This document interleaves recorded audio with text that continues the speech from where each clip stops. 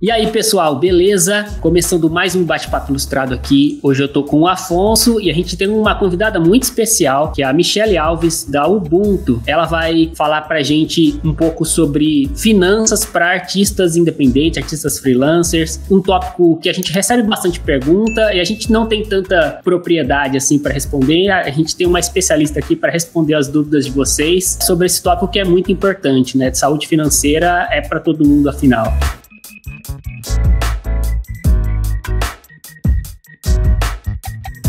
Olá a todos, bom dia, boa noite, boa tarde, né? Não sei que horas que todo mundo tá vendo na live. Obrigada pelo convite. Eu gosto muito desse lugar, de falar diretamente com vocês, ter essa oportunidade e quebrar tabus, né? É igual você falou, finanças é para todo mundo, educação financeira é a base. Então, eu sei que é uma defasagem que a gente tem de aprendizado, não só na vida curricular escolar tradicional, mas também nas graduações. Eu faço questão de estar aqui. Muito obrigada pelo convite. Estou, assim, pronta para essa batina.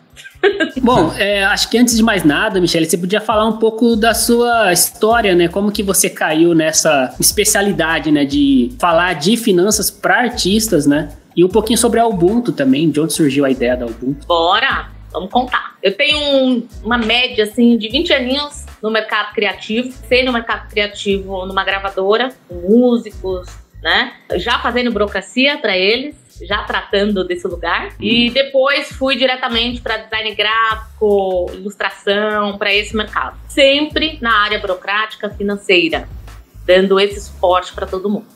A Ubuntu surgiu da necessidade dessas pessoas ao meu redor se organizarem. Então eu prestava serviço em um lugar só que tinha uma demanda ao meu redor, que sempre recorria às minhas ajudas, falando, você precisa ampliar, você precisa estar disposta para mais gente, né?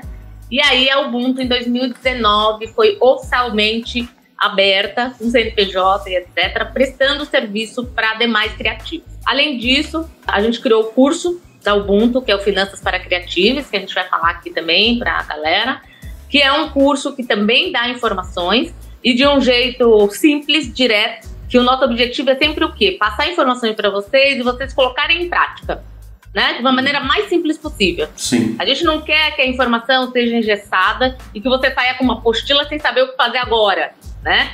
A gente quer que olhou aqui, faz ali, literalmente. Então a Ubuntu tem essa história, como Ubuntu oficialmente de 2019 para cá. Antes eu fazia informalmente, né, para alguns, e depois eu abri o leque, e aí a gente tá no Instagram, tem site, tem curso online para todo mundo. A minha experiência veio agregando o entendimento da cabeça do criativo. Criativo tem sempre assim, não sou das exatas, né, me deixa fora dessa.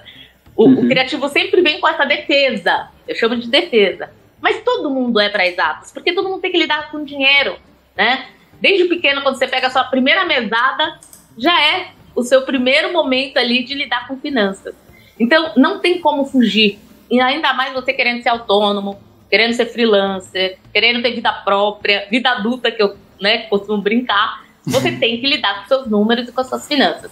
Então, esse entendimento da mente do criativo, como funciona, como seria um pouco menos burocrático falar com vocês, é que a Ubuntu surgiu para suprir essa necessidade. Eu acredito que nesses anos a gente está conseguindo, num trabalho de formiguinha, essa sua live vai chegar para muito mais gente, ainda bem. Esse trabalho de formiguinha a gente está conseguindo colaborar, né, digamos assim, com o trabalho de vocês.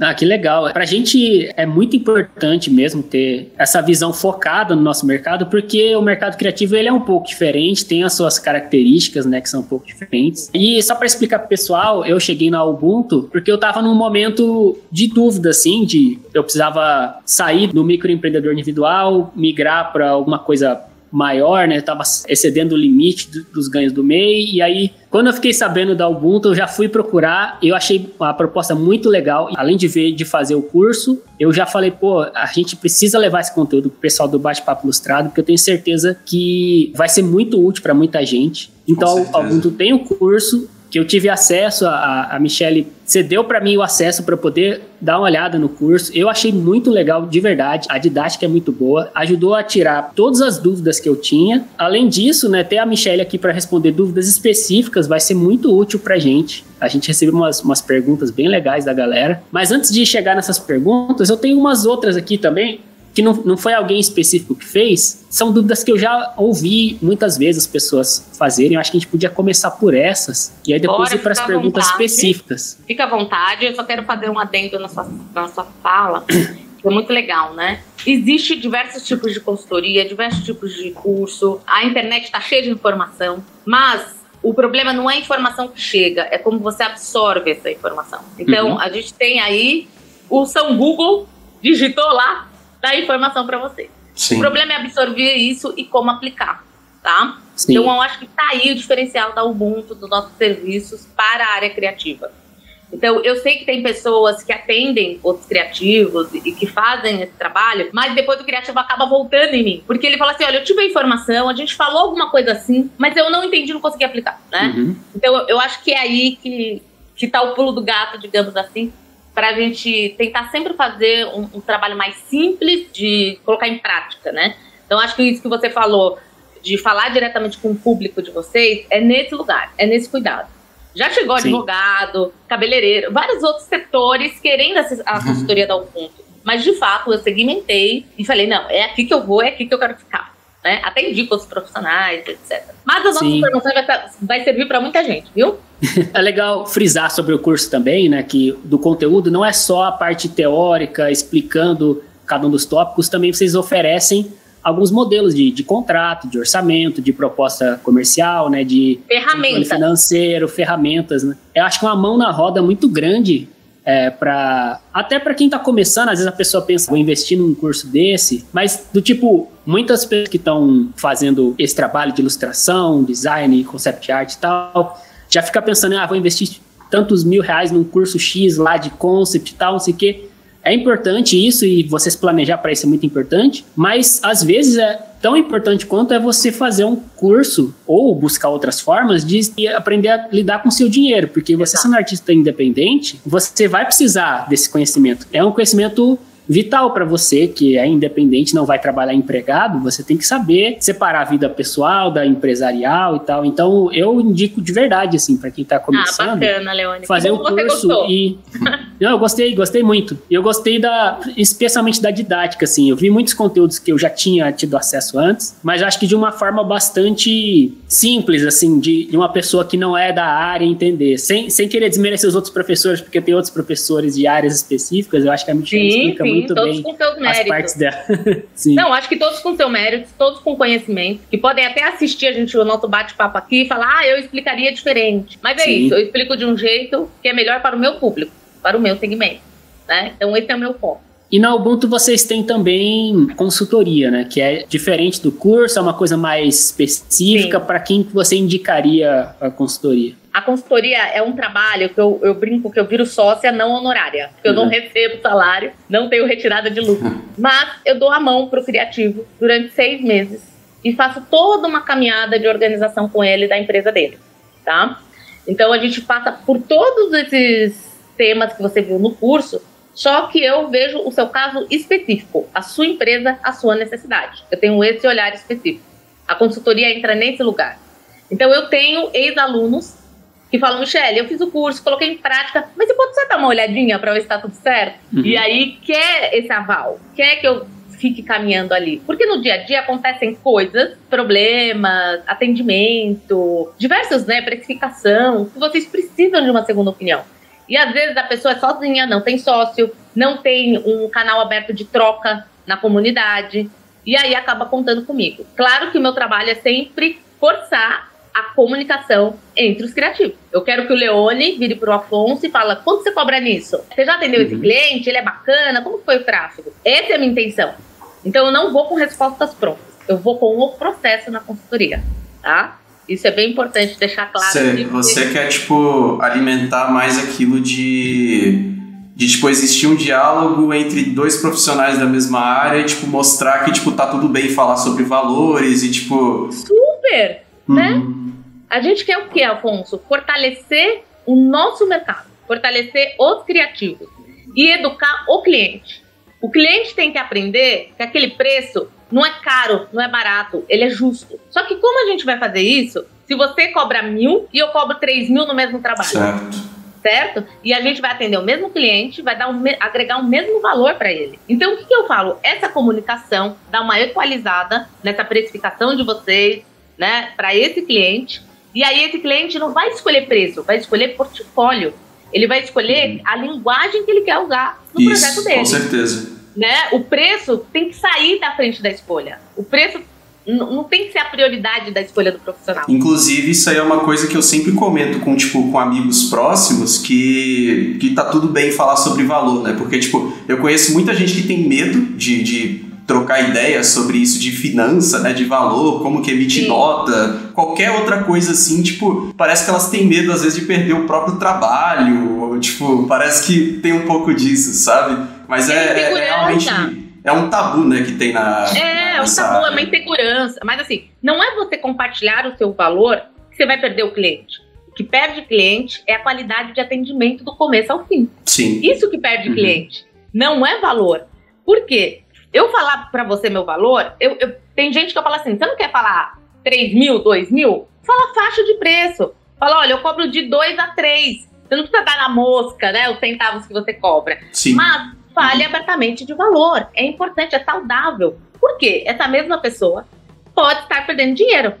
Porque ela não tem a troca e ela poderia cobrar um pouco mais, porque o mercado cobra mais, e ela está num degrau abaixo. Então, essa pessoa que retrai a informação e deixa essa comunicação muito fechada, ela para nesse lugar. Ela fica estacionada ali sozinha, isolada. É igual você falou, né? Às vezes dava para aumentar um pouco mais o valor, e por conta de não existir esse diálogo, acaba não acontecendo isso. Então, isso aí é uma coisa que até atrapalha o mercado, né? No sentido de, tem uma pessoa que ela faz um projeto para algum estúdio, alguma agência, ela cobra, sei lá, 10 mil reais para fazer aquilo, e aí tem pessoas que estão fazendo, por 2 mil reais. Vai acabar que vai chegar um momento que, vão começar a não pagar aquele funcionário ali que cobra 10, porque, a maioria das pessoas está cobrando um valor muito mais baixo, né? E eu vou te falar um agravante, né, da pessoa que cobra baixo. Ela vai ganhar no começo. No começo, todo mundo vai pagar 2 para ela. Só que depois vão enjoar, tá? Da linguagem dela, do portfólio dela. E aí não vão mais chamar ela nem para pagar 10. Olha só o agravante. Ela vai ganhar no começo, vai fazer uma curva bem crescente e depois ela vai estabilizar e começar a declinar. Por quê? Ela saturou o mercado com o portfólio dela, com a linguagem dela. E aí o cara vai se ver obrigado a sair dessa pessoa, desse fornecedor, desse criativo, procurar outros. E aí, sabe o que ele vai fazer? Vai pagar 10. É, porque é uma coisa que é diferente, né? Que, a pessoa ela ficou tanto tempo trabalhando com aquela que... Isso acontece muito em agência, que eu sei. Eu sei que normalmente em estúdios de animação isso não é tão comum, porque, no estúdio de animação a pessoa ela tem que ter diversos estilos, mas numa agência eu sei que isso acontece mesmo. Costuma ter bastante rotação, assim, né? Troca muito. Isso é... Exatamente. Isso é e principalmente quando o contratante é direto, né? Que ele não tem uma agência, não tem um intermediário. Porque aí ele está acostumado àquele contato, ele está acostumado com aquela tratativa. Quando ele se dá conta, ele simplesmente vira as costas. Uma coisa sobre cobrar o preço justo também que é muito importante é que você precisa cobrar um valor que te dê uma certa margem para você trabalhar com paciência naquele trabalho. Porque se você cobra muito barato, você se obriga a fazer em 10 minutos o negócio. Você faz correndo. Aí o seu trabalho, ele fica estacionado num nível que você fica obrigado a sempre cobrar aquele preço, você sempre faz rápido e, você não melhora, sabe? Para mim, o meu trabalho melhorou muito quando eu comecei a cobrar mais para gastar mais tempo fazendo. E aí você gera uma peça que é melhor no seu portfólio, que vai gerando mais coisas, sabe? Porque esse lance de você fazer rápido para entregar rápido e receber rápido não é bom a longo prazo. Não. Eu falo, gente, mira na qualidade e não na quantidade. Eu prefiro negar 4 orçamentos de R$1.000, sequentes, né? Um na segunda, um na terça, uma na quarta, na quinta. Só que na outra segunda eu vou aprovar um de 5 mil. Você entende a diferença? Eu não vou correr para atender 4 de R$1.000 e eu vou ter o fôlego que você acabou de falar atendendo um de 5 mil. As pessoas, Leone, nessa hora, além de querer atender rápido porque cobrou pouco, tem medo de perder o job. Tenham autoestima profissional. Se você está no mercado, se você gosta do que você faz, é elogiado, vê qualidade nisso e tem procura, olha só, e tem procura é porque você é bom. Por que você está com medo de perder? Aquela pessoa que não paga o seu preço não é seu cliente. Então, vamos supor que o meu preço é 3 mil e o seu é 5. Se a pessoa não pagar o seu 5, é porque ela não é seu cliente, ela vai ter que vir me procurar e ser a minha cliente de 3 mil. Você entende? Porque o orçamento dele paga a Michele, não paga o Leone. E tá tudo bem. Vai ter gente que vai pagar o Leone. Tem mercado para todo mundo. O mal da gente, assim, eu vou falar de uma maneira geral, sociedade, independente de criativos. É o medo de ficar sem dinheiro, é o medo de não ter para pagar as contas, né? Esse medo deixa você num lugar que não leva ao desenvolvimento profissional, que não leva ao crescimento de autoestima e valorização profissional. Então, esse medo tem que ser tratado, né? Eu brinco na Ubuntu que no começo da consultoria eu dou uma pílula de autoestima diária. Porque é isso, é você entender que quando você começa a mudar a precificação, começa a sair desse lugar, um monte de não vai acontecer. Por quê? É mais do mesmo.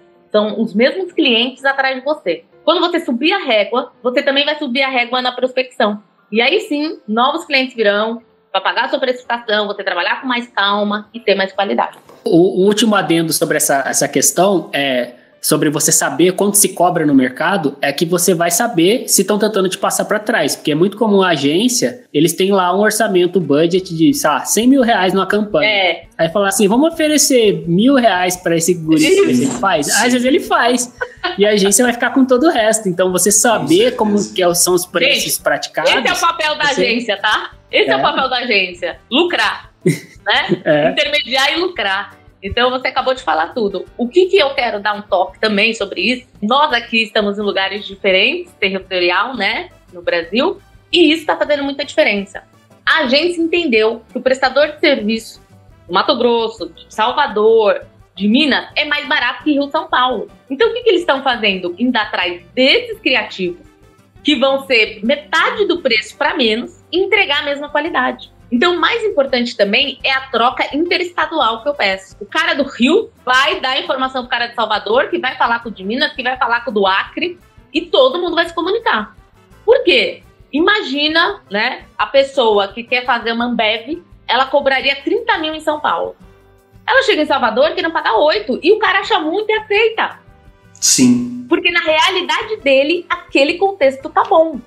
Então, o que eu peço? Você aí, de outros estados, tenham conexão com essa galera que está no eixo Rio-São Paulo, tá? Para que vocês equalizem preço e cheguem próximo a eles. Porque aí o cara vai sabiamente te procurar aí e você já está preparado para falar, opa, eu sei porque você veio atrás de mim. É para pagar menos e ter a mesma qualidade. Eu extrapolaria isso para internacional, porque o brasileirinho é muito procurado porque o real está muito desvalorizado. Exato. Então qualquer 10 dólares é uma fortuna hoje. Exato. Então, falou bem. Você fica pensando assim, por exemplo, quanto que é o mínimo que se cobra por hora nos Estados Unidos para fazer qualquer serviço para varrer o chão, sei lá, 12, 15 dólares. Mas 15 dólares a hora de trabalho no Brasil é bastante dinheiro, considerando a situação socioeconômica do país, quanto que se recebe no país. Então você fica assim, eu vou cobrar isso. Não, mas espera aí, você tem que ver quanto que é cobrado para esse tipo de serviço, né, para você se valorizar. Exatamente. Né? Exatamente. Eu sempre falo, outro dia eu tive essa pesquisa com uma cliente, as pessoas queriam contratar ela, uma agência de fora, tá, de Nova York, queria contratar a diária dela aqui. Não era um projeto, era a diária dela aqui. Primeira coisa que eu fiz, você sabe quanto é a diária lá? Primeira pergunta. Não, como eu vou saber? Vamos falar com pessoas de lá. Vamos saber quem trabalha lá, né? E aí a gente foi atrás de uma pessoa, a pessoa gentilmente falou a diária dela lá e a gente equalizou. Por quê? Eu sempre falo isso aqui da precificação. Se aqui você cobraria R$800, você não vai pegar R$800 e converter para o dólar e virar 50 dólares, né? 10 dólares. Não. Sim. Você vai mudar a moeda. Se aqui é R$800, lá vai custar 800 dólares. Simples assim. Simples assim. Nossa, tudo isso. Tudo isso. Porque eles estão acostumados com essa precificação. Né? Não é porque eles estão vindo atrás do barato que você vai jogar seu preço lá embaixo. E ainda mais, na hora de receber, você vai pagar IOF, câmbio, imposto. Você ainda tem uma série de coisas para pagar quando você receber esse dinheiro. Então imagina se você recebe pouco e ainda tem que pagar tudo isso. O que vai sobrar para você? Qual vai ser o seu lucro? Né? Bom, eu acho que a gente podia falar primeiro da perspectiva de quem está começando, assim, porque é justamente o que a gente estava comentando antes. Eu acho que essa noção de finanças é, inclusive, para quem está começando, para já começar certo, né? Já fazer o processo inteiro. Por exemplo, é claro que é indicado a pessoa ela abrir um CNPJ para separar a pessoa física da pessoa jurídica, né? Trabalhar com empresa, isso eu acho que é a aula 1 do curso, né, Michele? Separar o CPF do CNPJ. Mas, assim, eu tenho uma pergunta que surgiu na minha cabeça, que eu imagino que algumas pessoas possam ter, que é do tipo, se a pessoa está começando agora, está pegando algumas pequenas encomendas, e ela está meio que sentindo o terreno para ver se ela vai conseguir trabalhar ou não com ilustração, com arte em geral, em que momento você acha que é o start, assim, para ela falar, eu tenho que abrir um CNPJ aqui?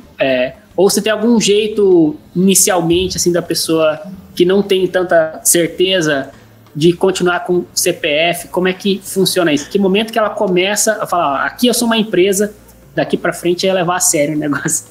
Ótimo, ótima pergunta. Vamos analisar várias coisas que você falou. Na mesma pergunta, você deu vários gatilhos, tá? Sim. Então, vou tentar segmentar seus gatilhos aqui. Então, primeira coisa. A pessoa, às vezes, é funcionário de um lugar, está super estabilizado, tem um salário mensal dela, é contratado como pessoa física. Cenário 1, né? Uhum. Só que ela começa a atender demandas de freelancer. É chamada, às vezes, por colega de trabalho, etc. Esse é o primeiro gancho para você virar uma PJ, né? Quando essa demanda de freelancer supera esse ganho que você tem fixo. Esse é o primeiro alarme. Então, vamos supor que você tem um salário de R$ 1.500, quando os freelas estão te pagando 2, 3 mil. Opa, alerta. Não compensa mais ser funcionário pessoa física. Compensa eu abrir minha lojinha, tá? Esse é o primeiro alerta que eu sempre dou. O quanto essa receita freela está cobrindo o seu ganho como funcionário pessoa física. A partir do momento que você começa a fazer freelas, o correto é ter um CNPJ. É ter uma pessoa jurídica para prestar contas, dar nota fiscal do seu serviço. Aí aqui a gente tem uma série de pontos, né, quando você colocou. Então, hoje, a gente tem a facilidade da empresa MEI, do microempreendedor. É aquela que você abre sozinho, que o imposto é uma taxa fixa mensal, que está em torno de R$60 para quem é prestação de serviço. Tem uma pequena variação para quem tem produtos e etc., mas a média é de R$60. Qual que é o problema do MEI hoje, Leone? Não é indicado, porque não corresponde às atividades de vocês criativas. O MEI é o jeitinho brasileiro, né, de você ter um CNPJ. Olha só. Espertamente, o nosso governo queria monitorar nossas receitas, o giro de dinheiro no país e criou o MEI. Para pegar o pipoqueiro, a manicure, todo mundo. Não só a gente, né? Sim. Todo mundo foi para a piscina que estava legal. O MEI. Só que o que acontece? O MEI, ele tem um crivo ali a cada ano, principalmente na escalada da noite, do dia 31 pro dia de dezembro para o dia 1º, a Receita faz uma varredura nos códigos e desenquadra várias atividades. Por quê? Ela vê que aquela atividade, além de faturar bem, ela pode ganhar mais imposto em outro lugar, como microempresa, lucro presumido, etc. Então ela tira propositalmente do MEI, tá? Nada é por acaso nessa vida, viu, gente? É tudo muito bem pensado aí pelos governantes. Então, quando a gente sai do MEI, porque a nossa atividade não está mais lá, a pessoa procura um código parecido, né? Sim. Eu já peguei de tudo aqui nas aulas e na consultoria, né? As pessoas sempre tentando dar um jeitinho. Qual que é o maior problema disso? Quando você for trabalhar para um cliente grande que não vai aceitar esse código de atividade que você escolheu no MEI, porque não corresponde à entrega do serviço, não corresponde ao que você está em contrato com ele. É aí que você é barrado principalmente. Então, pessoas que querem trabalhar para grandes empresas, que têm essa intenção, já vai pensando em se mudar, porque as grandes empresas não aceitam. Elas vão pegar lá, me dá o seu cartão CNPJ. No cartão CNPJ tem uns quinais, que a gente chama, as atividades, e aí não vai ter ilustração, desenho artístico e etc. Né? Vai estar lá pintura, vai estar uma coisa genérica, né? E a pessoa não encomendou pintura, encomendou uma identidade, encomendou uma ilustração para um artigo, uma capa de livro, né? Não é pintura. Então a gente tem que tomar cuidado com esse lugar, tá? Então, por favor, tenham sim um CNPJ e da maneira mais adequada possível. É caro abrir empresa? Quando não é MEI, sim, é caro. Mas eu falo que é um investimento. Por quê? Abrir empresa, ter nota fiscal, não é só pagar imposto. Quem resume a isso está muito restrito no universo financeiro, na sustentabilidade financeira. Você ter nota fiscal, comprovar renda através da pessoa jurídica, te dá vários outros lugares de conforto financeiro, principalmente para a pessoa física, né? Da onde vem meu dinheiro? Da onde que eu tenho renda? É esse lugar que eu quero que vocês cheguem. Em ter comprovante de renda de pessoa jurídica que vai dar base para que a pessoa física faça coisas, se realize, compre um carro, uma casa, né? Coisas que você vai precisar a partir da sua receita, comprovação de receita. Equalizei ali o salário, entendi que não dá mais para ser funcionário, vou ser freela, eu abro um CNPJ. Esse é o momento. O segundo momento é quando, de fato, você teve um desligamento de uma empresa, né? E aí foi demitido, ou essa empresa te demitiu como pessoa física, mas quer te contratar como prestador, pessoa jurídica, você também vai ter que abrir, tá? Você ficar recebendo isso como pessoa física pode gerar um lugar de cair na malha fina, a gente chama, né, da Receita Federal, que um dia eles vão chegar e vão falar assim, então, Afonso, eu vi aqui que no ano de 2021, você recebeu 60 mil reais na sua conta pessoa física. O que foi isso? Doação? Te deram esse dinheiro? Aí você vai falar, não, trabalhei, eu ganhei esse dinheiro. Aí o que eles vão fazer? Então se deve pra gente imposto. Só que eles não vão taxar o Afonso como pessoa jurídica. Eles vão taxar na alíquota de pessoa física, que simplesmente 27,5%. Pensa o Afonso pagar imposto para a Receita Federal de um ano atrás, no valor total, com juros e correção. Porque ele caiu numa malha fina. Nossa. Além da malha fina, a gente tem denúncias, a gente tem outros lugares que te levam para a Receita vir te cobrar. Então, se você prestou um serviço e você não me dá nota, você está sonegando imposto. Você não está me dando recibo de prestação de serviço. Eu posso ir lá e falar, estou denunciando o Leone, que eu paguei 5 mil reais para ele, ele não me deu nota, não me deu um recibo, estou negando imposto. Viu, pessoal? Vai lá atrás do Leone. Né? Isso pode acontecer. Não vem não. Né? E uma outra situação que acontece é quando o seu tomador de serviço, a pessoa que te contratou, cai na malha fina e de carona você vai junto. Porque você tá ali na lista dele de repasse de dinheiro. Então não era nem com você a história, mas o contratante caiu e te levou junto, tá? Então a gente tem várias possibilidades aí de complicar a vida de vocês sem um CNPJ, sem justificar a entrada de dinheiro. Você falou uma pergunta tão abrangente que eu fui tentando aqui sanar vários... Não, tá certo. Eu acho que respondeu até mais do que eu tinha de dúvida, até contextualizando nessa questão de ter emprego ou não. E aí isso já me surge uma outra pergunta, porque uma dúvida que eu sempre tive... Eu abri o meu MEI lá em 2014, eu acho que foi no primeiro ano, quando tinha essa possibilidade, eu abri MEI, que eu estava trabalhando independente. E aí, de lá para cá, teve períodos que eu tive empregado, teve períodos que eu estava como freelancer, e aí eu continuei pagando o MEI normalmente, inclusive quando eu estava empregado, porque eu inclusive fazia freelance na época e tal. Existe alguma forma, por exemplo, se a pessoa quiser dar uma pausa na empresa, ela vai parar com a empresa por algum motivo e vai passar um período trabalhando no CLT? Tem um jeito de, congelar o MEI, ela tem que desenquadrar, ela tem que fechar a empresa e abrir depois outra empresa, quando ela for voltar a ser freelancer? Como é que funciona isso? Sugiro fechar e reabrir, se for o caso. Primeira coisa, você falou uma coisa muito importante que eu te dou parabéns. Não parou de pagar a DAS, a guia mensal. Que a primeira coisa que as pessoas fazem não tô emitindo nota, não tô trabalhando, não vou pagar. E isso complica, gera dívida, gera juros e etc. Parabéns por você não ter parado e não ter interrompido o recolhimento. Isso já é uma complicação terrível quando as pessoas resolvem parar, porque aí bloqueia, né? Porque o MEI é ligado ao seu CPF, gera uma dívida ativa, fiscal e etc. Então nunca parem de pagar essa DAS, é só R$60. Então, por favor, se você tiver o MEI, paguem ela, tá? Coloquem isso aí como uma obrigação de vocês. Eu sempre sugiro, não existe congelar, né?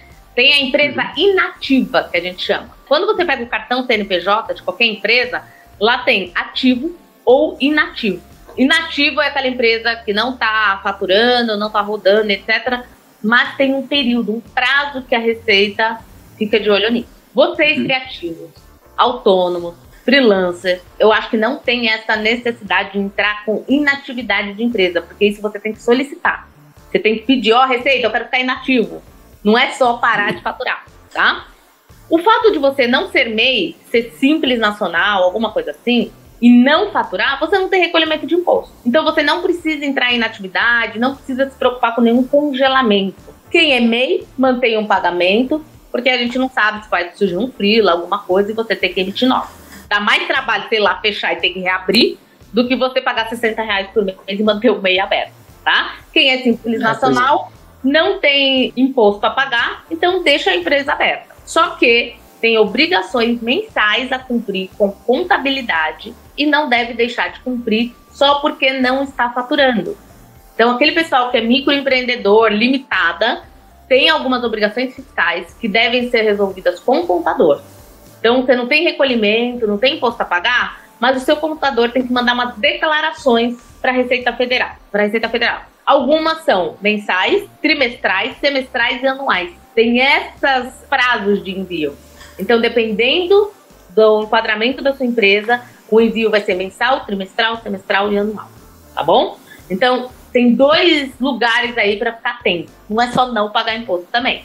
Tem que entender que a contabilidade ficará em dia, por quê? Sem a entrega das obrigações contábeis, o seu CNPJ é bloqueado. E aí, quando você quiser emitir nota fiscal, certidões, etc., não vai sair. Tá bem? Tá ótimo. Afonso, faz essa pergunta do limite do MEI do 80 mil aí, porque você que levantou essa questão. Essa é uma dúvida que surgiu entre eu e o Leone, a gente estava conversando antes de você entrar, que é em relação a esse limite, que tipo, se eu posso atingir um pouco acima desse limite, mas tipo assim, quando eu for fazer essa declaração, eu coloco que tipo, uma parte dessa grana foi gasta tipo com contas, né? Tipo, contas de gastos da empresa. Se, tipo, esse valor ele tá incluso dentro desses 81 mil ou se, tipo, os 81 mil é só o ganho líquido. A lei diz limite de faturamento, ou seja, de ganho, de emissão de nota, tá? Não tem nada a ver com gasto onde vai o dinheiro. Então, é entrada. A saída, estamos falando de outro lugar. Primeira coisa que a gente precisa entender aqui é o conceito. Então, o limite de faturamento, de emissão de nota, é de R$81 mil ano. Qual que é o pormenor que eu quero por aí? Ano. Então, dá uma média de 6 mil e pouco por mês. Quando a pessoa abre a empresa em maio, ela já não tem mais 81 mil. Olha o que ela tem que prestar atenção. Tá? Porque é um proporcional anual.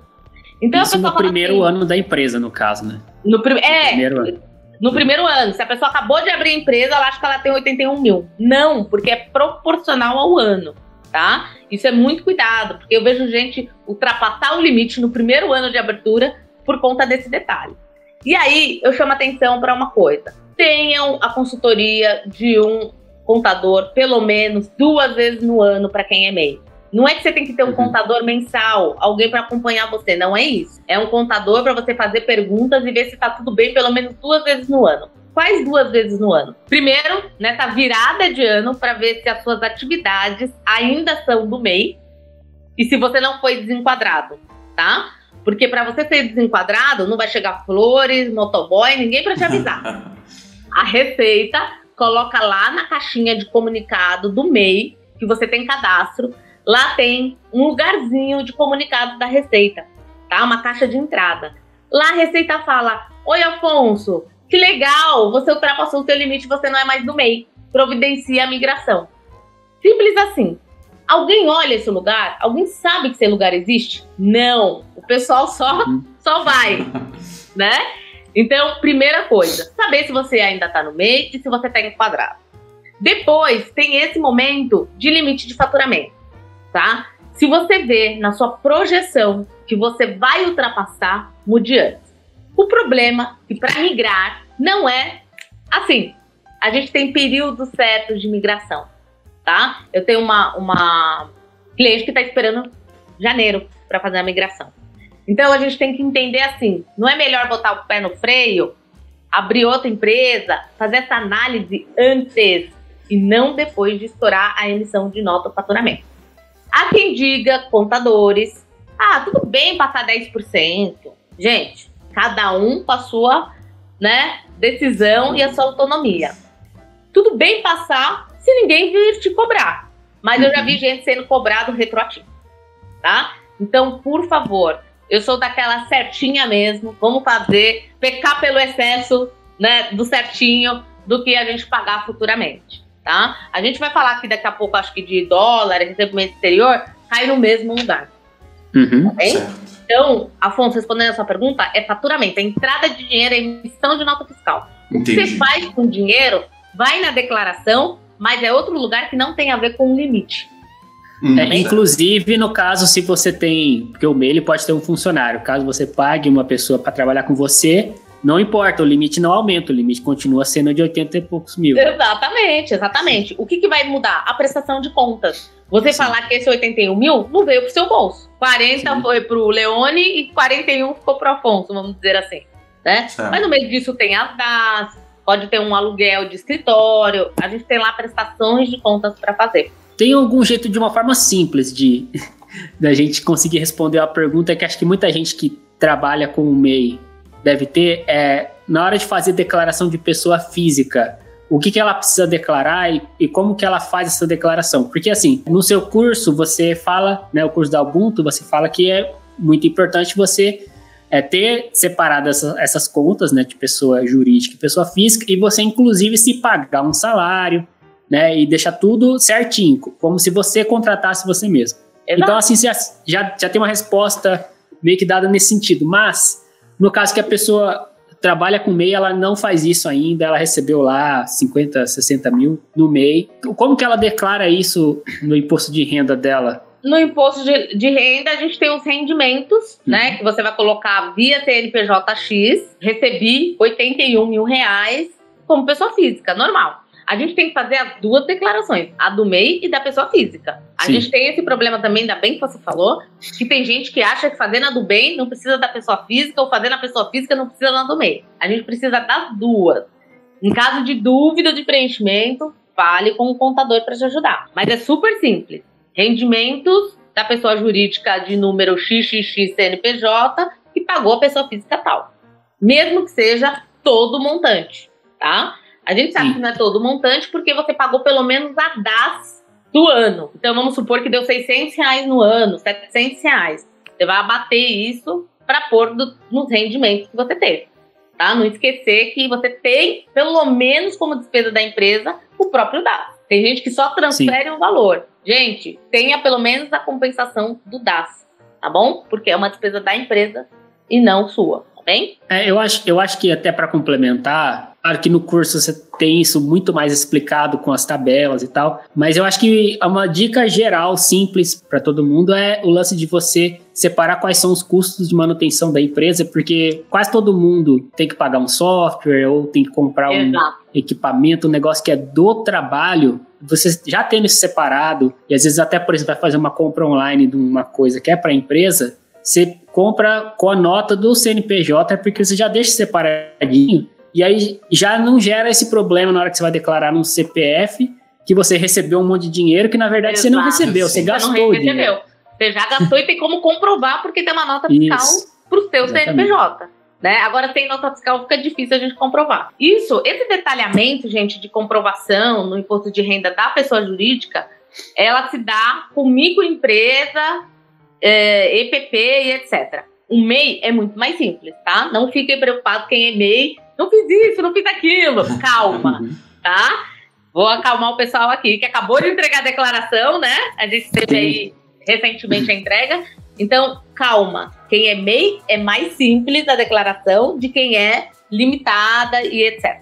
Tá bem? Mas acho que às vezes a pegadinha é essa, né? Como é muito simples, a pessoa fala, eu não vou separar nada, eu vou viver a minha vida como se eu fosse uma pessoa física só, e o MEI é tudo misturado, às vezes nem tem conta separada, né? Porque o MEI não é obrigado. Você falou tudo, vamos separar as contas. Hoje, no Instagram da Ubuntu, quem puder ir lá visitar o Instagram da Ubuntu, tem uma série de dicas.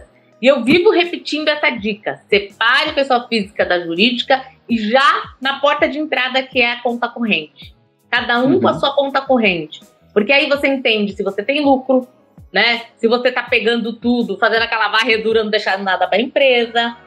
Porque aí na hora de pagar uma despesa da empresa, putz, não tem nada lá na conta da empresa, vou ter que transferir da PF para PJ, aí acaba pagando da PF porque tirou tudo da empresa, aí é que começa a confusão. Então, tá se identificando, né, Afonso? Eu tô. É nesse momento que eu falo, tenha conta separada, entenda suas despesas, igual você pediu para identificar, para deixar aquele valor mensalmente disponível na conta da empresa e só tirar o salário de sócio, de dono da lojinha. Eu costumo falar assim, Leone, vamos supor que o Afonso me contratou, né? Sou funcionária dele, no MEI dele, em qualquer CNPJ dele. E aí ele me paga todo mês R$5.000. Só que eu exagerei esse mês e tô precisando de 7. Eu vou chegar pro Afonso e falar assim, Afonso, só esse mês me paga 7 mil? Porque eu exagerei? Fui no shopping, me acabei de comprar. Você pode só esse mês me dar 7 mil? Claro que ele não vai pagar. Ele vai dar risada, vai falar, minha filha, você foi no shopping e a culpa é minha? Seu salário é 5 mil e ponto.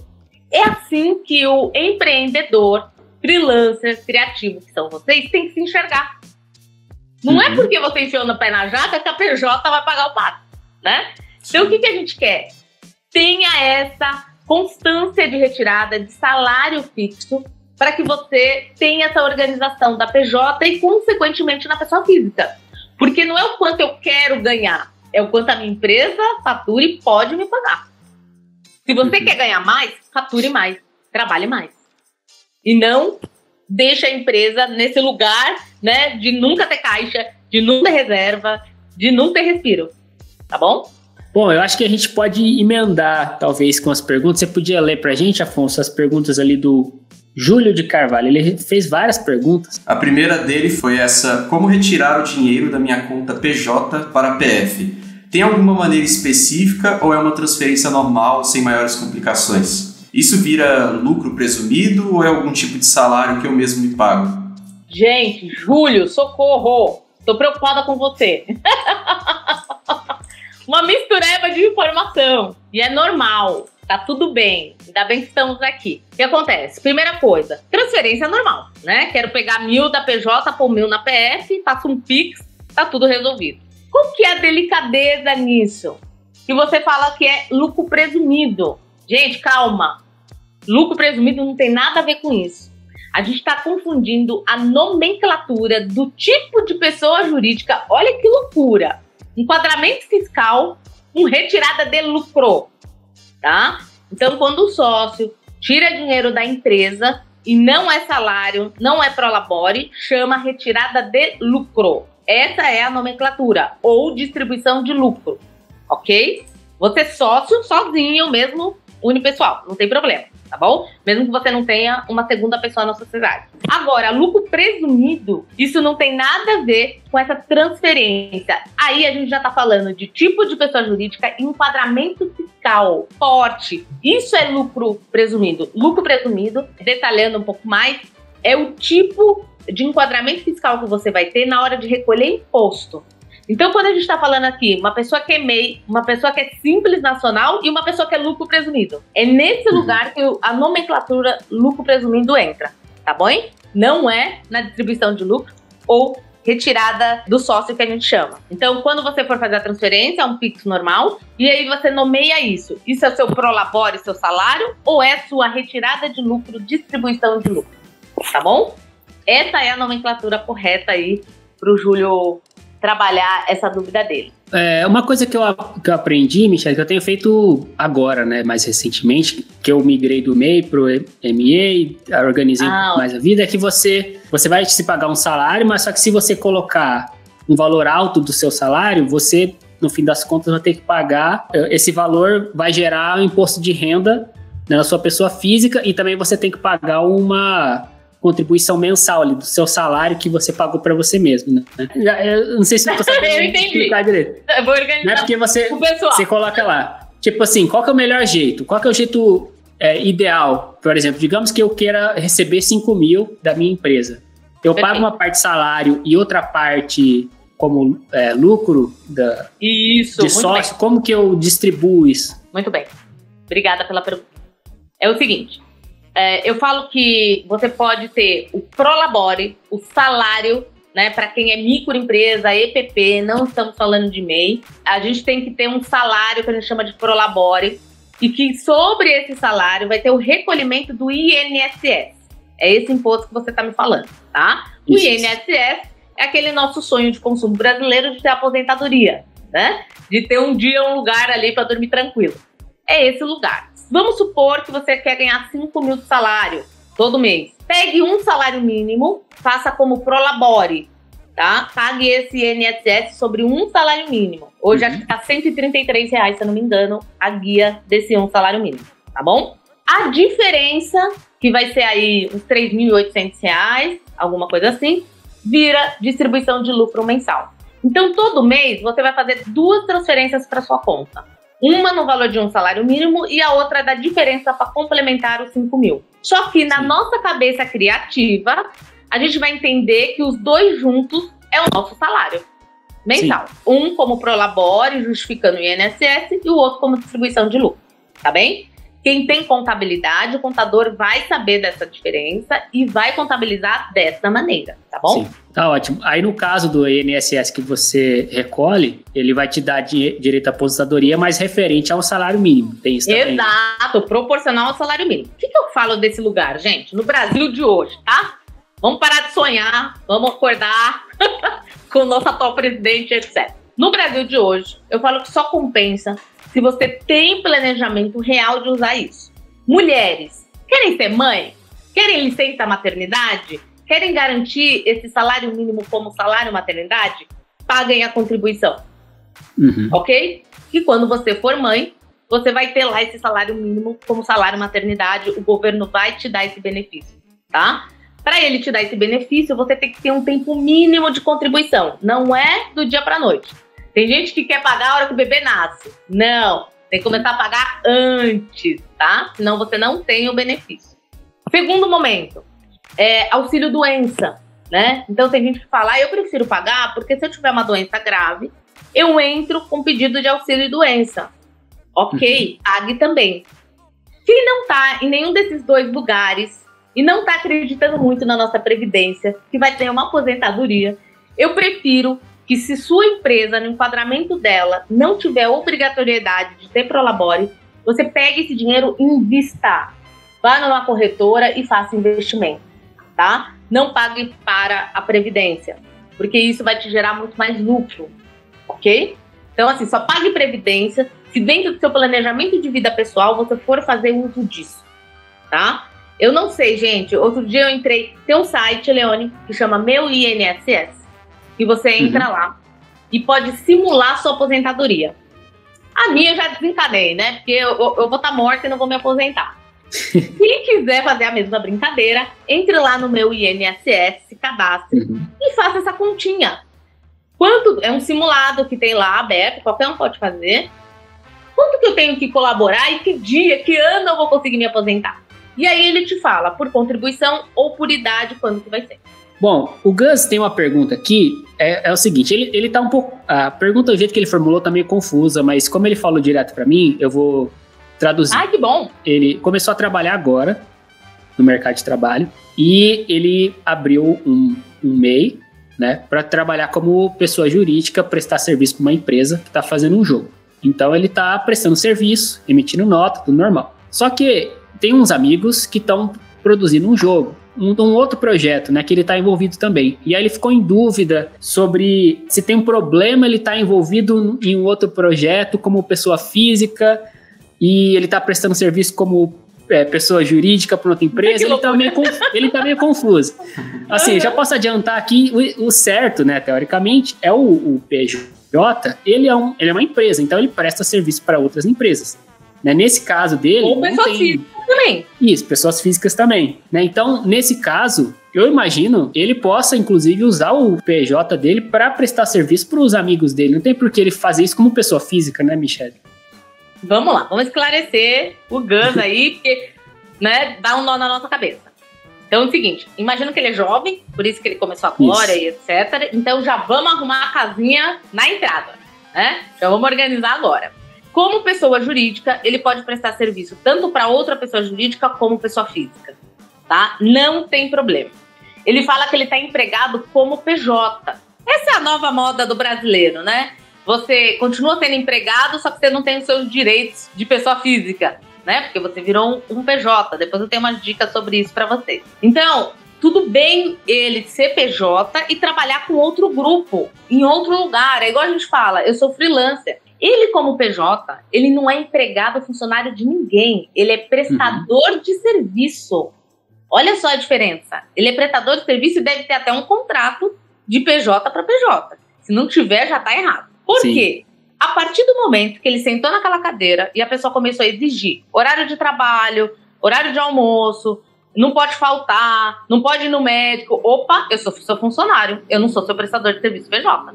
Me pague meus direitos. Primeira coisa, tá bom? Então ele, como PJ, trabalhando nesse lugar, ele não pode ser impedido de trabalhar com qualquer outra pessoa ou qualquer outro projeto. Isso fique bem claro, tá bom? Sim. Aí a gente vai pro segundo momento desse grupo de games aí, dos colegas. Ele tá trabalhando como pessoa física, ele faz parte do grupo, ele tem que dar nota, essas pessoas estão pagando ele, é isso? Ou ele é só um colaborador do projeto? As pessoas pagando ele pega esse mesmo CNPJ e emite nota fiscal. Porque se for como pessoa física, a gente cai naquele RPA, Recibo de Pessoa Autônoma. E aí o imposto é de 27%, né? É prejudicial para ele. Corre risco dele não querer dar recibo porque são os amigos. Gente, se a movimentação é baixa, nem vou entrar em muitos pormenores aqui. Só que eu duvido que seja baixa, ainda mais game e, né, por um certo período, assim, se for longo, 3 meses de projeto, não é um valor baixo. Então eu aconselho de fato que ele faça como PJ e dê a nota fiscal para algum amigo, um CPF de alguém que esteja pagando ele. Então, por exemplo, o Leone está pagando o Gus, então ele tem que fazer a nota para o Leone e não para o Afonso que está no grupo. É de quem saiu a conta para a conta que está indo. Tem que ter essa relação, tá bom? Porque se um dia acontecer alguma coisa, etc. Até para esses amigos, se for um projeto de game, é super importante ele ter a comprovação do investimento do projeto. Porque lá na frente isso vai valorizar o projeto. Ele vai poder falar, olha, gastei tanto para esse game acontecer. E como ele vai provar que gastou tanto para esse game acontecer sem nota, sem nenhum recibo? Só com um comprovante bancário? Isso não quer dizer que ele pagou alguém para trabalhar no game. Agora, uma nota fiscal que está no descritivo, prestação de serviço para o desenvolvimento do game X, isso prova. E aí valoriza o projeto lá na frente. Tá, eu acho que tá bem respondido. E frisando, é isso aí, galera, do tipo assim, se você é um prestador de serviço, é um PJ, você não pode ser impedido de trabalhar em outros projetos. A pessoa não pode te contratar, né, entre muitas aspas aí, como funcionário. Você não é funcionário, você é prestador de serviço, é diferente. Então, é colaborador, né? Isso. Então você tem o direito de ir e vir.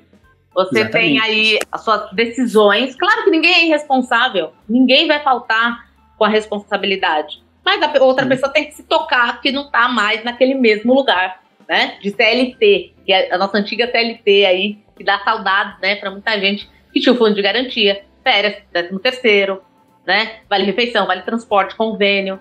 Que essa PJ muitas vezes não tem. A próxima pergunta é, eu não sei se é ele ou ela, não faço ideia. Márcia Dasmarco Eberhardt, se eu tiver falado errado, desculpa aí. Mas a pergunta é: estou precisando sair do MEI para declarar um faturamento maior. O próximo passo seria microempresa ou tem alguma outra opção? Exatamente. Esse é o seu próximo passo. A gente tem a classificação de abertura de empresa é conforme o faturamento pretendido. A gente tem R$81 por mês, depois a gente já pula para 380 a 4 milhões para quem é microempreendedor. Acima disso é o EPP, né, que a gente chama. Eu posso falar que eu vou faturar 4 milhões sem nunca ter existido, né? Sem nunca ter começado, sem nunca ter faturado nem 100 mil? Não. É degrau por degrau. Então, seu próximo passo é microempresa. E no caso, eu tinha essa dúvida de antes, assim, eu acho que encaixa aqui nesse caso, é do tipo, se você tem artistas que são um conjunto, uma dupla, por exemplo, dá para eles terem, cada um ter um seu MEI, por exemplo, e trabalhar em conjunto, aí às vezes um emite nota, outro emite nota, ou ter um tipo de sociedade que dá para montar de empresa com 2 sócios, que é um modelo que funciona para esse estilo, assim, de pequenos estúdios e tal.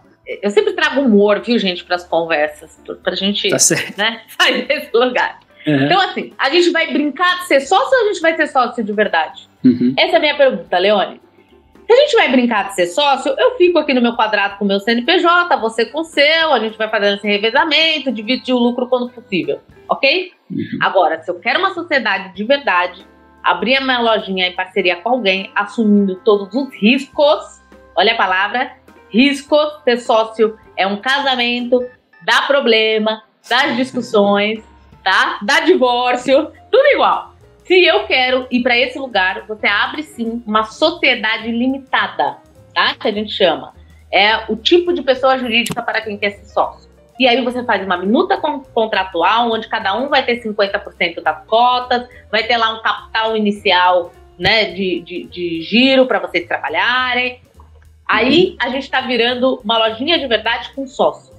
Quando eu falo assim, quando vocês estão na fase de namoro, vamos tentar ser sócio, vamos ver se vai dar certo, pode ser esse esquema que você está falando.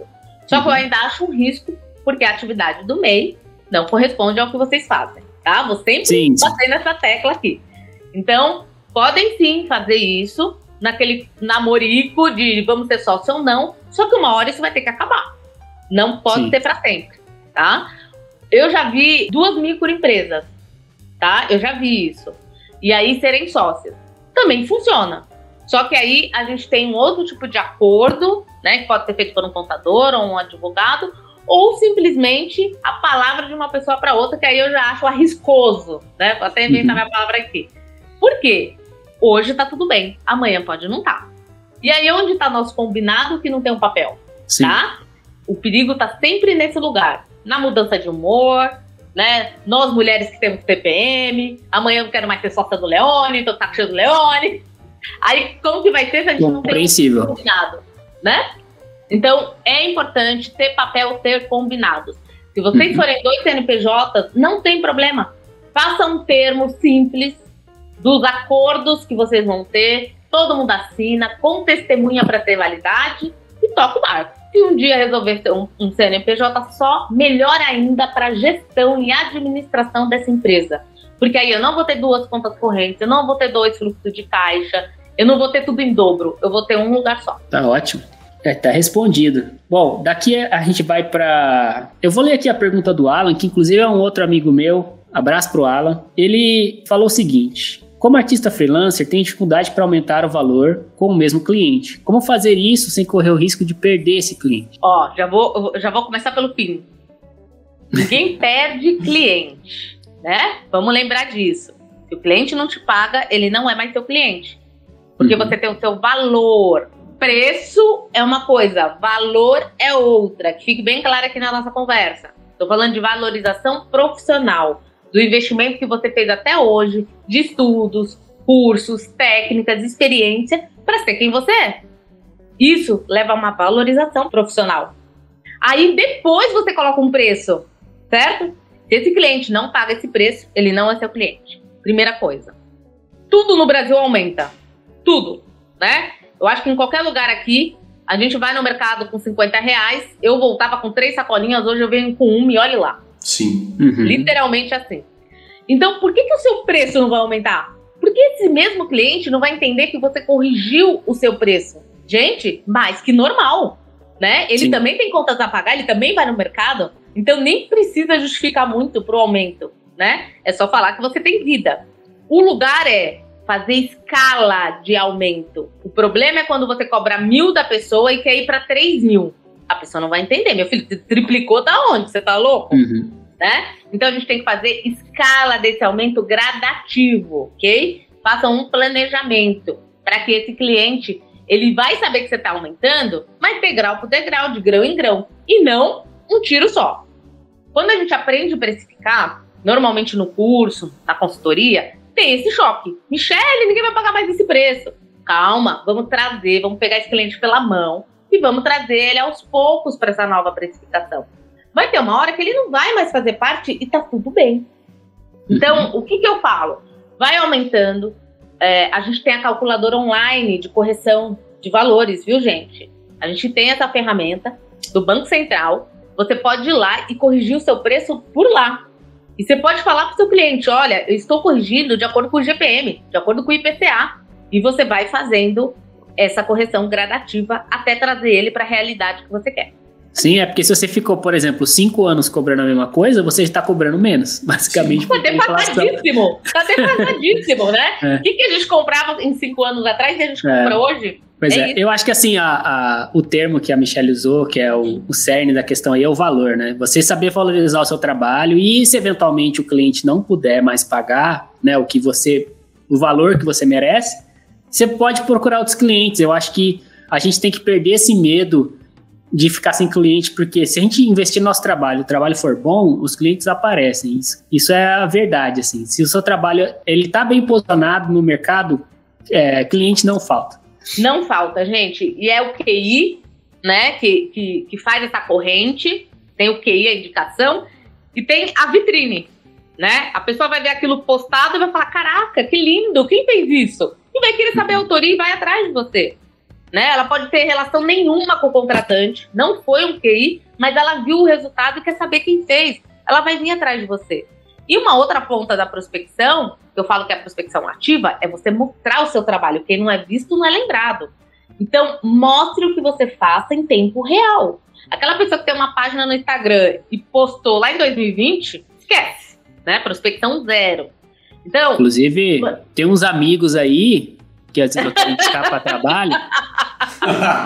Tem uns amigos, inclusive pessoas que participam do Bate-Papo Ilustrado, assim, de vez em quando. Sei, acho que eu conheço também.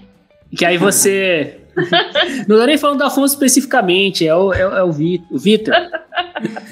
O Vitinho, abraço pro Vitinho, inclusive. Ele fala, eu quero fazer uns trampos freela aí. Tá, aí... Me manda seu portfólio. Tá desatualizado. Aí não dá, como é que eu vou te indicar, vou falar que eu também tenho um pouco desse problema, que...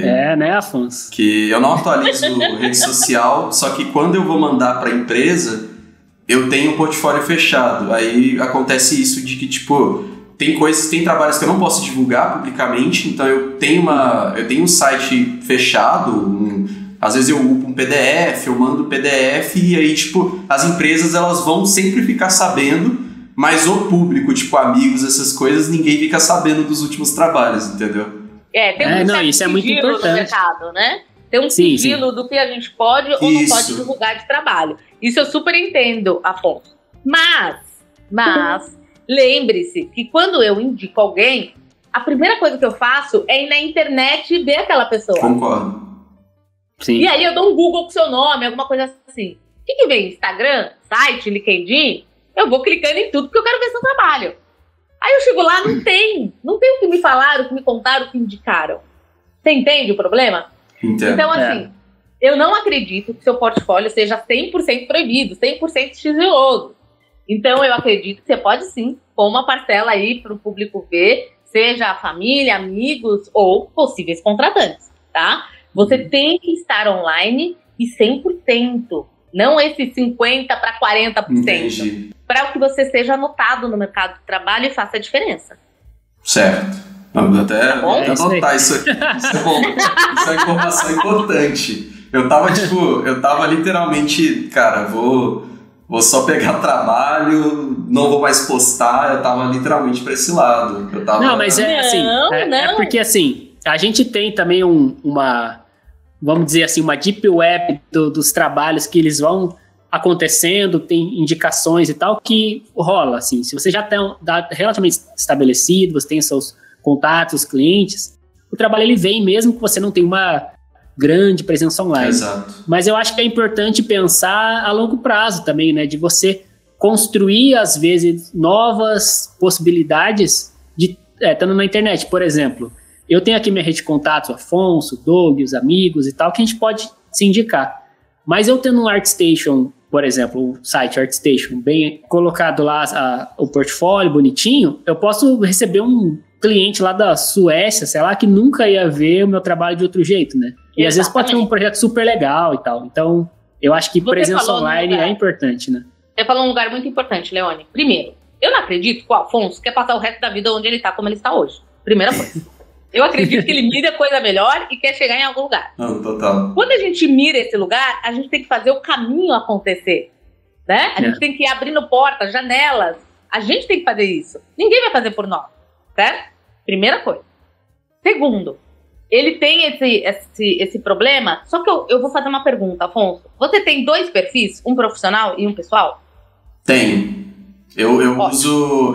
isso é uma coisa que faz diferença. Tipo, eu uso o LinkedIn, por exemplo. Uma coisa que eu sempre tento passar essa informação para os meus amigos de que eles têm que ter um perfil profissional para poder, tipo, principalmente no LinkedIn, porque as empresas, elas estão lá. Só que, tipo, ninguém faz. Ninguém. Não. E eu fico, tipo, me dá um ódio, porque, tipo assim, tem um amigo que vira e fala para mim: ah, não, porque eu queria estar pegando trabalhos que me pagassem melhor. Aí eu fico, cara, cria um LinkedIn, adiciona essas pessoas, adiciona essas empresas, tipo, começa a conversar com as pessoas que trabalham dentro dessas empresas e mostra o seu trabalho, por mais que, tipo, você não precisa, nesse caso profissional, eu acho que não precisa publicar publicamente no LinkedIn, por exemplo, mas você pode mandar por mensagem para eles ali dentro. Exato. Tipo, você cria uma network muito boa dentro do LinkedIn, e tanto internacional quanto nacional também, sabe? O que eu falo para vocês? Existe a prospecção ativa e a passiva. Infelizmente, grande parte dos criativos estão muito acomodados na passiva, que é essa que o pessoal bate na sua porta e fala que quer um trabalho seu. Só que isso, gente, tem prazo de validade. Não vai ser toda a sua carreira assim. Então, se você não sabe, não faz o exercício da prospecção ativa, de ir atrás de trabalho, de ir atrás de cliente, quando você precisar, você não vai saber fazer. Porque você nunca fez. Sim. Quando você tinha oportunidade, quando você estava num momento que aquilo não era por dinheiro, e sim por prática e experiência, você não fez. Aí, quando a necessidade vira dinheiro, você se atrapalha por inteiro. Então, o que eu falo? Faça prospecção ativa sempre. Não fique essa pessoa acomodada e que não sabe por onde começar, o que fazer. O que você faz no LinkedIn é primordial. Mas eu acho que você deve ter um site, um Behance ou um Instagram com as imagens do seu trabalho aberto. Sim. O Behance é um canal de porta de entrada de trabalhos internacionais, ok?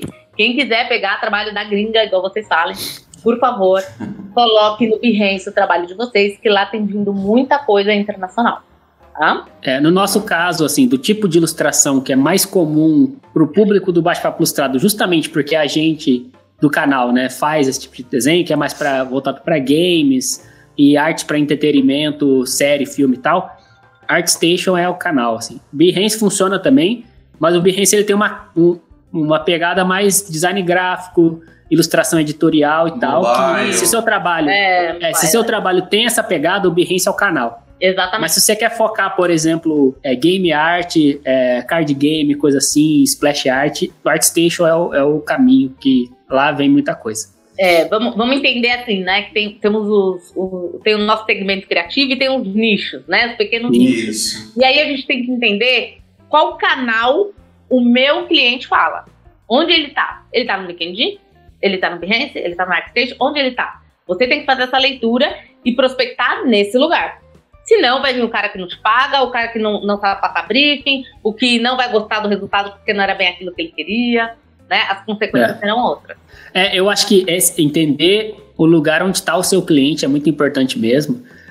Isso acho que é uma dica que já serve para montar portfólio em geral, que às vezes as pessoas perguntam, eu não sei quais imagens eu deixo no meu portfólio, quais eu tiro, o que eu faço com o portfólio. Eu acho que o lance é você imaginar que você é o cliente. Se você fosse um cliente que precisa, por exemplo, da arte para um jogo, concept art de personagem, e olhasse o seu portfólio, você ia ver concept art de personagem?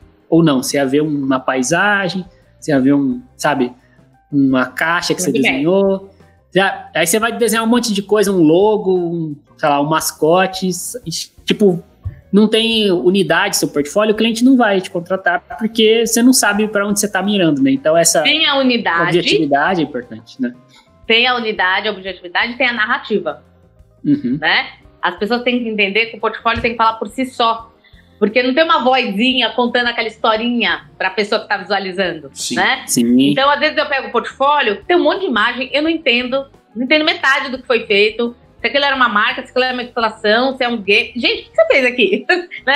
Fico tentando entender. Então, cuidado com as narrativas que vocês fazem o portfólio. O Matheus Domingues e o Michael Jordan, Michael Jordan é muito bom, eles têm uma pergunta muito parecida, então eu vou transformar em uma só, que é como que se calcula a precificação do trabalho de acordo com o tempo, né? Sendo iniciante, para conseguir ser claro nos primeiros orçamentos. Vamos lá, gente. Tipo, considerando essa questão de tempo que você vai gastar, os materiais que você vai usar e todas essas coisas, isso. Como é que você calcula, né, o seu preço ali, né? O Leone que fez o curso já sabe que lá a gente dá uma ferramenta justamente nesse lugar, né? A nossa ferramenta, ela vai destrinchando por aba toda essa sua necessidade, dos seus custos de estrutura até o valor final que você vai cobrar. Na falta dessa ferramenta, eu vou tentar dar umas dicas aqui para vocês de como calcular, tá? Eu acho que é primordial você levar tudo em consideração. Não dá para ser a hora homem que vocês falam, né? Você na máquina. Porque você está depreciando a luz, a internet, a própria máquina, a cadeira que você senta. Tem todo um contexto aí para você prestar o serviço. Só você sozinho, o serviço não sai. E tudo isso que você está depreciando tem sim que entrar na conta. Tudo entra na conta, gente. A luz, a internet, o computador, porque o computador quebrou. Uma hora você vai ter que arrumar ou comprar outro. Quem paga isso se você calculou só a hora homem? Então eu vou dar umas dicas aqui de como você faz, tá? Então faça uma lista com a sua estrutura, os seus gastos. O que você tem aí de estrutura, desde o computador, o celular, o fone de ouvido e os softwares que você usa. Se você paga um Adobe ou algum outro programa aí, vocês fazem motion, fazem animação, tem alguns outros programas que vocês pagam, façam uma lista desse custo, tá? O que você tem? Uma coisa é o custo mensal que você tem. Então, dilua essa conta que você vai fazer em custo mensal, tá? Então, vamos supor que o meu computador é de R$5.000. Quanto que eu teria que guardar por mês para repor esse computador em um ano? Tem que guardar R$400. Então, você põe esse valor na conta, a parcela proporcional ao custo mensal, tá? Tô tentando elucidar aqui. Quanto eu pago de conta de luz? R$100. Internet, R$100. E aí você vai somando. No final, você vai ter lá um custo de R$3.000 ou R$5.000 por mês de estrutura dessa ferramenta, que não tem nada a ver com a sua hora de trabalho, tá? Então, primeiro é essa conta que você faz. Depois você vai entender o seu salário. Então, quanto a minha empresa vai me pagar de salário? Vai me pagar R$3.000 por mês. Vai me pagar R$5.000 por mês. Isso é outro lugar de você pensar. Às vezes, Leone, a pessoa tem dificuldade de entender quanto deveria ser esse salário dela. E aí eu falo, pesquisa no mercado de trabalho quanto pagariam para um profissional igual você. Simples assim.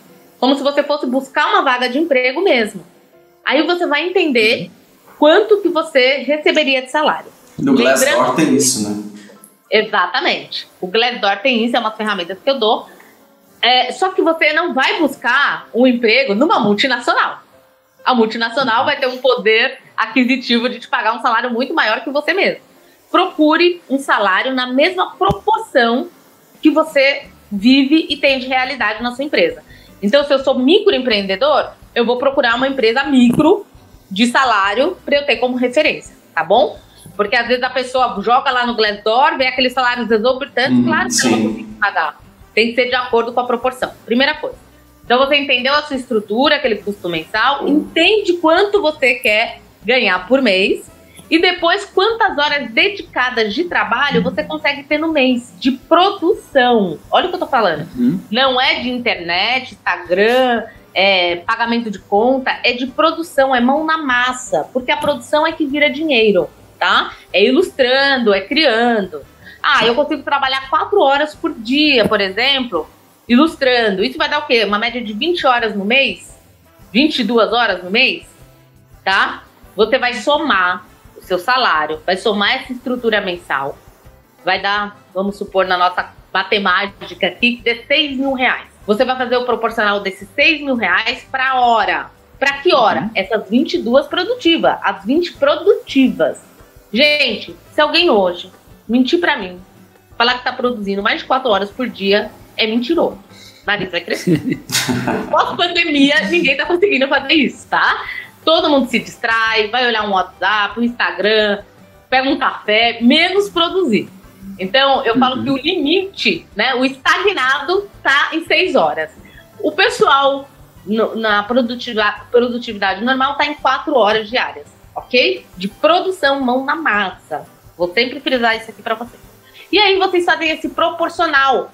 Hora, que não é só hora homem, mas tem a estrutura, versus o tempo que você vai dedicar àquele projeto. Então, vamos supor que eu vou fazer um projeto que eu vou ficar 3 horas, e aí eu descobri que essas 3 horas deu R$1.500. Eu vou parar aí? Não! Você ainda tem que pôr uma margem de lucro nesse valor. Por quê? Se o cliente pedir desconto, você vai tirar da onde? Do seu custo de estrutura? Do seu valor de salário? Não! Adicione uma margem de lucro, que pode ser de 20%, que é uma média que a gente usa, tá? 20% de lucro, para então depois passar o preço para o cliente.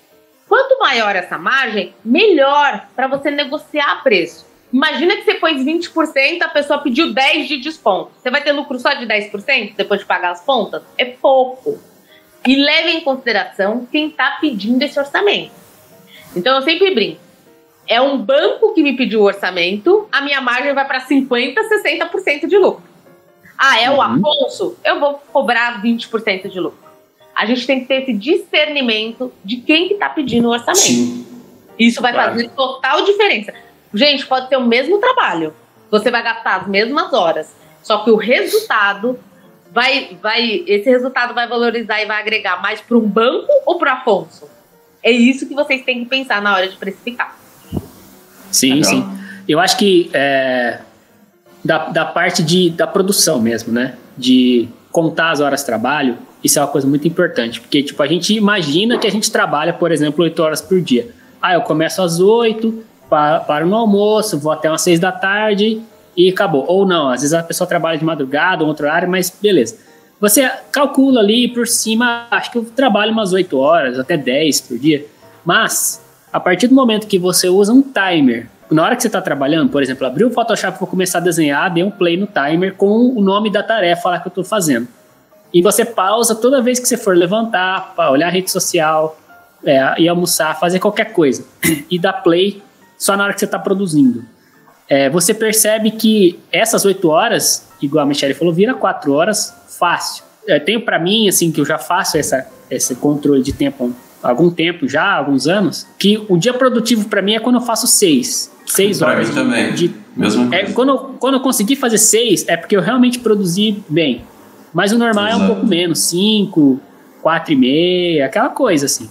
Exato. Então, é normal, é aquele lance do foco mesmo. E sobre essa questão da precificação, de primeira talvez você não saiba exatamente quanto tempo você vai gastar, se você não tem essa prática. Mas hoje, por exemplo, para o trabalho que eu faço, que eu tenho feito arte para jogo, card game, eu sei uma média de horas que eu vou gastar para fazer a carta. Eu sei que eu não faço com menos de 30 e vou, sei lá, até umas 40 e pouco, sei lá. Então, eu sei que, por exemplo, se eu tô na hora 15, eu sei que, invariavelmente, eu vou precisar de mais 15 horas ali de trabalho, porque eu já fiz muito, eu sei qual que é o processo, eu entendo que esse processo é demorado. E claro que ainda tem a questão que pode vir a alteração do cliente, todas aquelas coisas, você tem que ter uma margem aí também, né?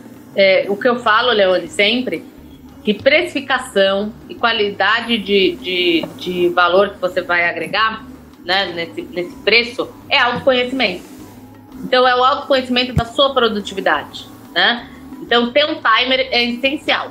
Hoje, a gente tem várias ferramentas. Tem essa que precisa dar o play, igual você falou, por projeto, por tal. E tem o Timely, que é uma ferramenta que você faz download, fica na sua máquina, e ele conta a sua vida para todo mundo no relatório depois, né? Quanto tempo você ficou no Instagram, quanto tempo você ficou no e-mail e etc. Ele gera esse... Ele quer te humilhar, na verdade, né? Muito bom. Eu falo que ele é fofoqueiro, vai contar tudo pra todo mundo. Então, o que é importante você ter? A ferramenta. O Toggle é uma ferramenta bacana, que você usa, tem que dar o play, gratuita, você não precisa pagar. Sim. O Timely, eu falo que é para aquele Afonso que vai esquecer de apertar o play, né? Sim. Eu total. Que quando ele vê, ele já tá na metade do trabalho e não apertou o play. Então é importante ele ter essa ferramenta por pelo menos assim 3 meses para ter esse autoconhecimento. Depois ele desabilita, para de pagar, não tem problema. Mas é bom investir para ter essa noção de tempo que você, Leone, já tem e alguns não tem, nunca fizeram. Sim. E a gente chutando por alto, a gente erra muito. Não, a gente não gasta demais. as horas que a gente... E sabe o que acontece? O preço não fica justo. Não fica justo para você nem para o cliente. Porque se você errar para muito, o cliente está pagando muito além do que deveria. E se você chutar para baixo, você paga para trabalhar. Ontem me fizeram a seguinte pergunta, né? A turma do meu curso. Michele, eu fiquei mais rápido. Fica mais barato? Não. Ao contrário, fica mais caro. Você ficou bom, ficou melhor. Porque você tá mais rápido. É mais experiência, então, né? É mais experiência. Não é para cobrar menos porque você tá gastando menos tempo. Então essa base de horas que você cria é justamente para não abaixar preço, né? Sim. O que eu resolveria em 10 horas, eu fiz em 5, lucrei 5 horas de trabalho. Isso vira lucro, ok? Pelo menos pro tipo de trabalho que eu faço, eu comecei a ficar mais rápido, por exemplo, eu vou usar essas horas extras para fazer com mais calma e, tipo, tentar entregar um trabalho melhor também. Porque, claro, você pode fazer as duas coisas. Você pode fazer o trabalho de 10 em 5, entregar, o cliente ficou satisfeito e ok. Exato. Ou você pode também fazer com mais calma e usar esse tempo para fazer mais estudos, pensar melhor no que você está fazendo e desenvolver o seu trabalho para dar um up na qualidade também, né? Para você conseguir clientes que pagam assim, mais depois. O criativo tem que estar satisfeito com a entrega, né? Sim. Senão, ele vai entregar insatisfeito e tal, e esse trabalho nem vai render frutos e etc. Então, você tem que estar satisfeito com aquilo. Se você fez em 5 horas e está satisfeito, manda bala, entrega, tá tudo bem. Agora, se você não tá, complemente essas horas e vai aprimorando o seu processo. A gente tem aqui algumas perguntas que são relacionadas à reserva financeira, economia e tal.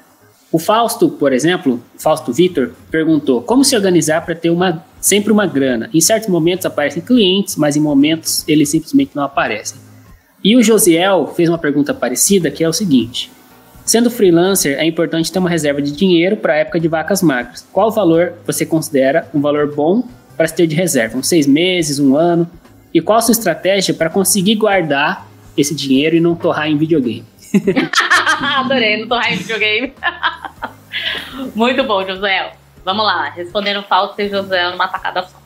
A gente está falando de reserva financeira, tá? Essa é a resposta para a pergunta dos dois. Reserva financeira, o ideal é um ano de reserva das suas despesas fixas. Daquilo que você tem a obrigação mensal de pagar, incluindo o seu salário. Então não adianta pôr só a luz, a internet, o contador e esquecer do seu próprio salário. Então o salário entra nessa conta, tá? Então se eu gasto 2 mil por mês, eu tenho que fazer isso vezes 12 e ter a minha reserva anual, tá? Semestral é razoável. Então tudo bem você ter 6 meses. Só que a gente acabou de ter a pandemia e mostrou para todo mundo que 6 meses de reserva é pouco. A pandemia, que todo mundo achou que ia durar 3, 4 meses, 2 anos de pandemia, né? Então, gente, não façam menos de 1 ano de reserva, tá bem? Essa é a margem de segurança de vocês. Passar de 1 ano, lindo, vai ganhar a estrelinha da Michele. Simples assim. Quanto mais, melhor, tá bom? Esse lado do exagero nunca é demais. Primeira coisa, esse é o valor. Então, somou lá a sua despesa fixa com o seu salário, multiplica por 12, é a reserva que você vai ter. Nossa, mas tudo isso, vou ter que ter 60 mil de reserva? Gente, não é da noite pro dia. É igual construir casa, é um tijolinho por vez, tá bom? Não é para sair correndo, desesperado, colocando tudo em reserva e ficando sem dinheiro todo mês. Qual que é o método de fazer isso? Você vai estabelecer um valor de reserva mensal, vai se comprometer isso como se fosse um boleto a pagar. Igual você paga a luz, a água, o telefone, você vai ter o boleto reserva. E isso tem que ser prioridade. Não é o que sobra. O que sobra, né? O que sobra não sobra, ultimamente. Então ele tem que ser um boleto a pagar e entrar nas suas despesas fixas do mês. Então, se eu me comprometer a guardar R$500 por mês, todo mês eu vou lá, pego R$500 e coloco em um investimento. Não é para colocar numa poupança, não é para colocar na gaveta de casa, é para colocar num lugar que tenha rendimentos, para você fazer esse bolo crescer e trabalhar por si só, tá? Vocês, criativos, que estão começando, que nem tem reserva, não é para se arriscar com investimentos, ações, variáveis, tá? Vamos devagarzinho, né? Pé no chão. Se possível, entre em contato com alguém que entende do assunto, um assessor para te ajudar. Eu sempre falo para esse dinheiro da reserva ir para renda fixa, tá? A renda fixa são os mais simples. Qualquer banco digital, tradicional ou corretora, você pode aplicar. São CDB, LCI, né? Essas siglas que mais aparecem pra gente quando a gente coloca lá renda fixa. Qual que é o bom disso? Você vai saber o quanto vai render e vai render todo dia. A poupança, ela só rende depois de 30 dias. Se eu tirar o dinheiro com 15 dias, eu não ganhei nada. Esses fundos de renda fixa, se você tirar com 15 dias, já vai ter um troquinho lá de rendimento para você. Essa é a diferença de saber onde pôr o dinheiro. E por que renda fixa? Porque você pode precisar, ela chama reserva de emergência. Você pode precisar dela amanhã. Escolheu o fundo errado, um fundo que demora 90 dias para resgatar o dinheiro. Isso já não é reserva de emergência.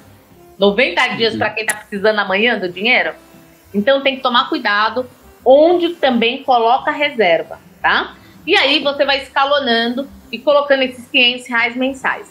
Ah, peguei um job incrível, pagou muito bem. Eu vou pegar esse dinheiro e pôr no bolso? Não, eu vou lembrar que eu tô construindo uma reserva e vou mandar esse dinheiro para reserva.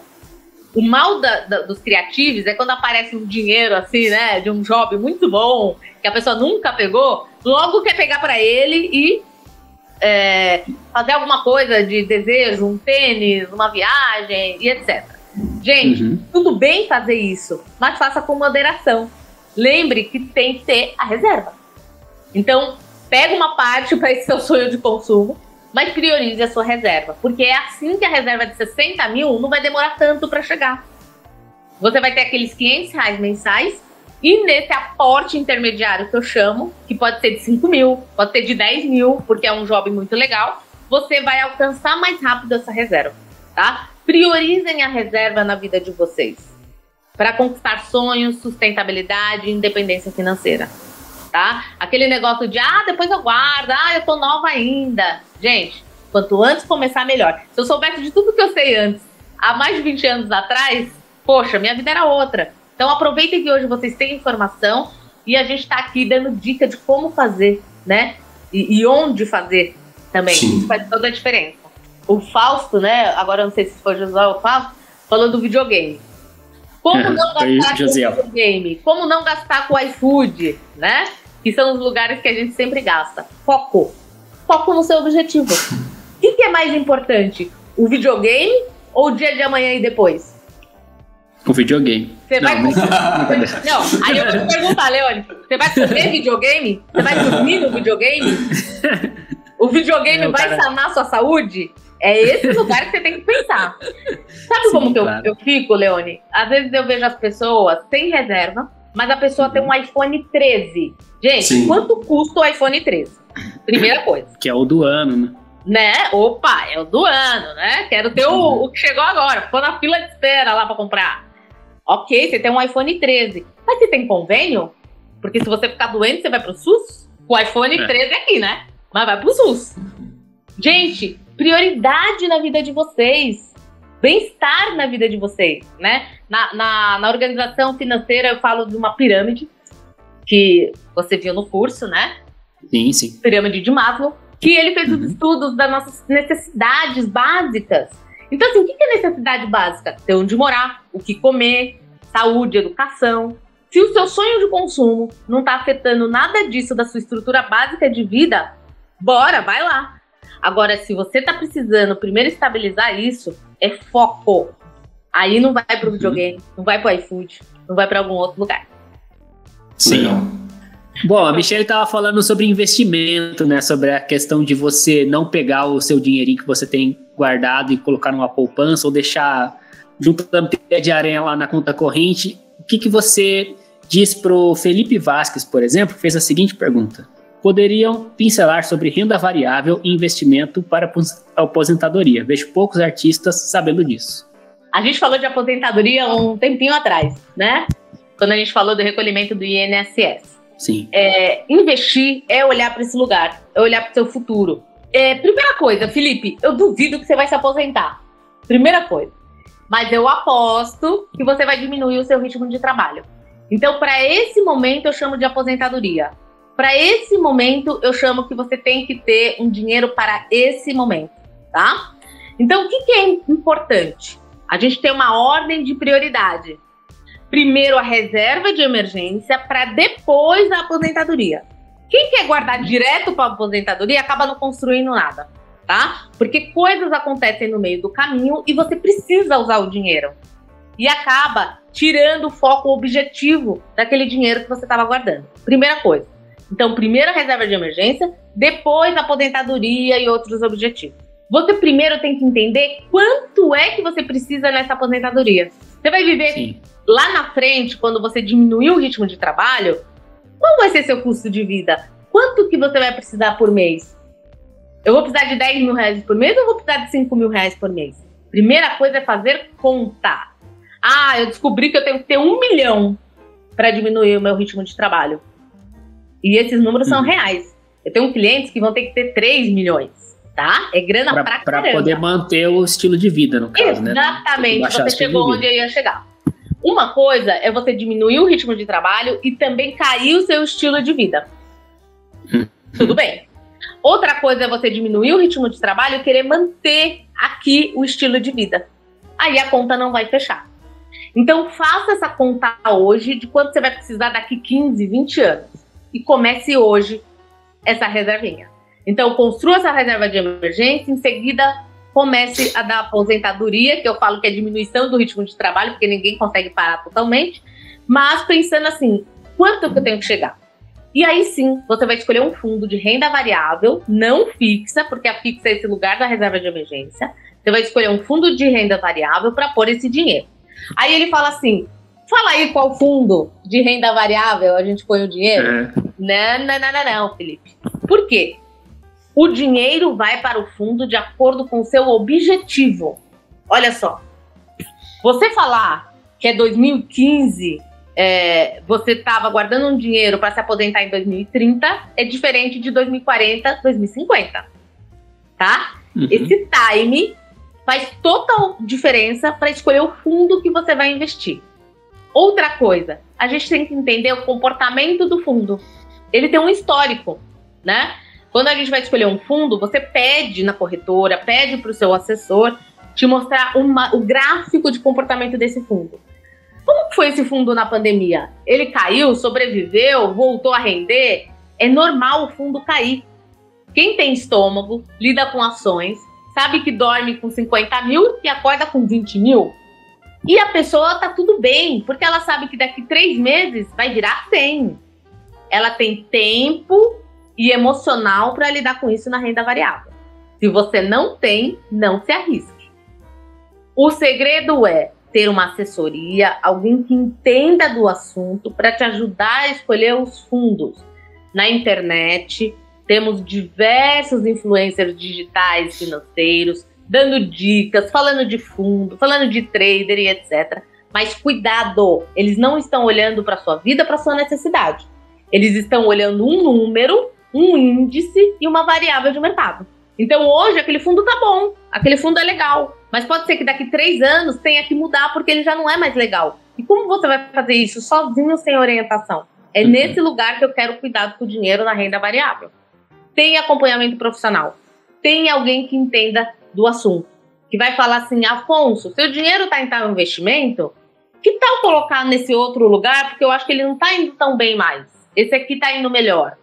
Aí o Afonso vai e faz a movimentação financeira. Agora o Afonso olhar aquela cartela de investimento, fazer minha mãe mandou e pôr o dinheiro dele, é um tiro no pé, tá? Não vou dar nome de investimento, porque o que tá bom hoje pode estar péssimo amanhã ou depois, quando alguém estiver vendo essa live.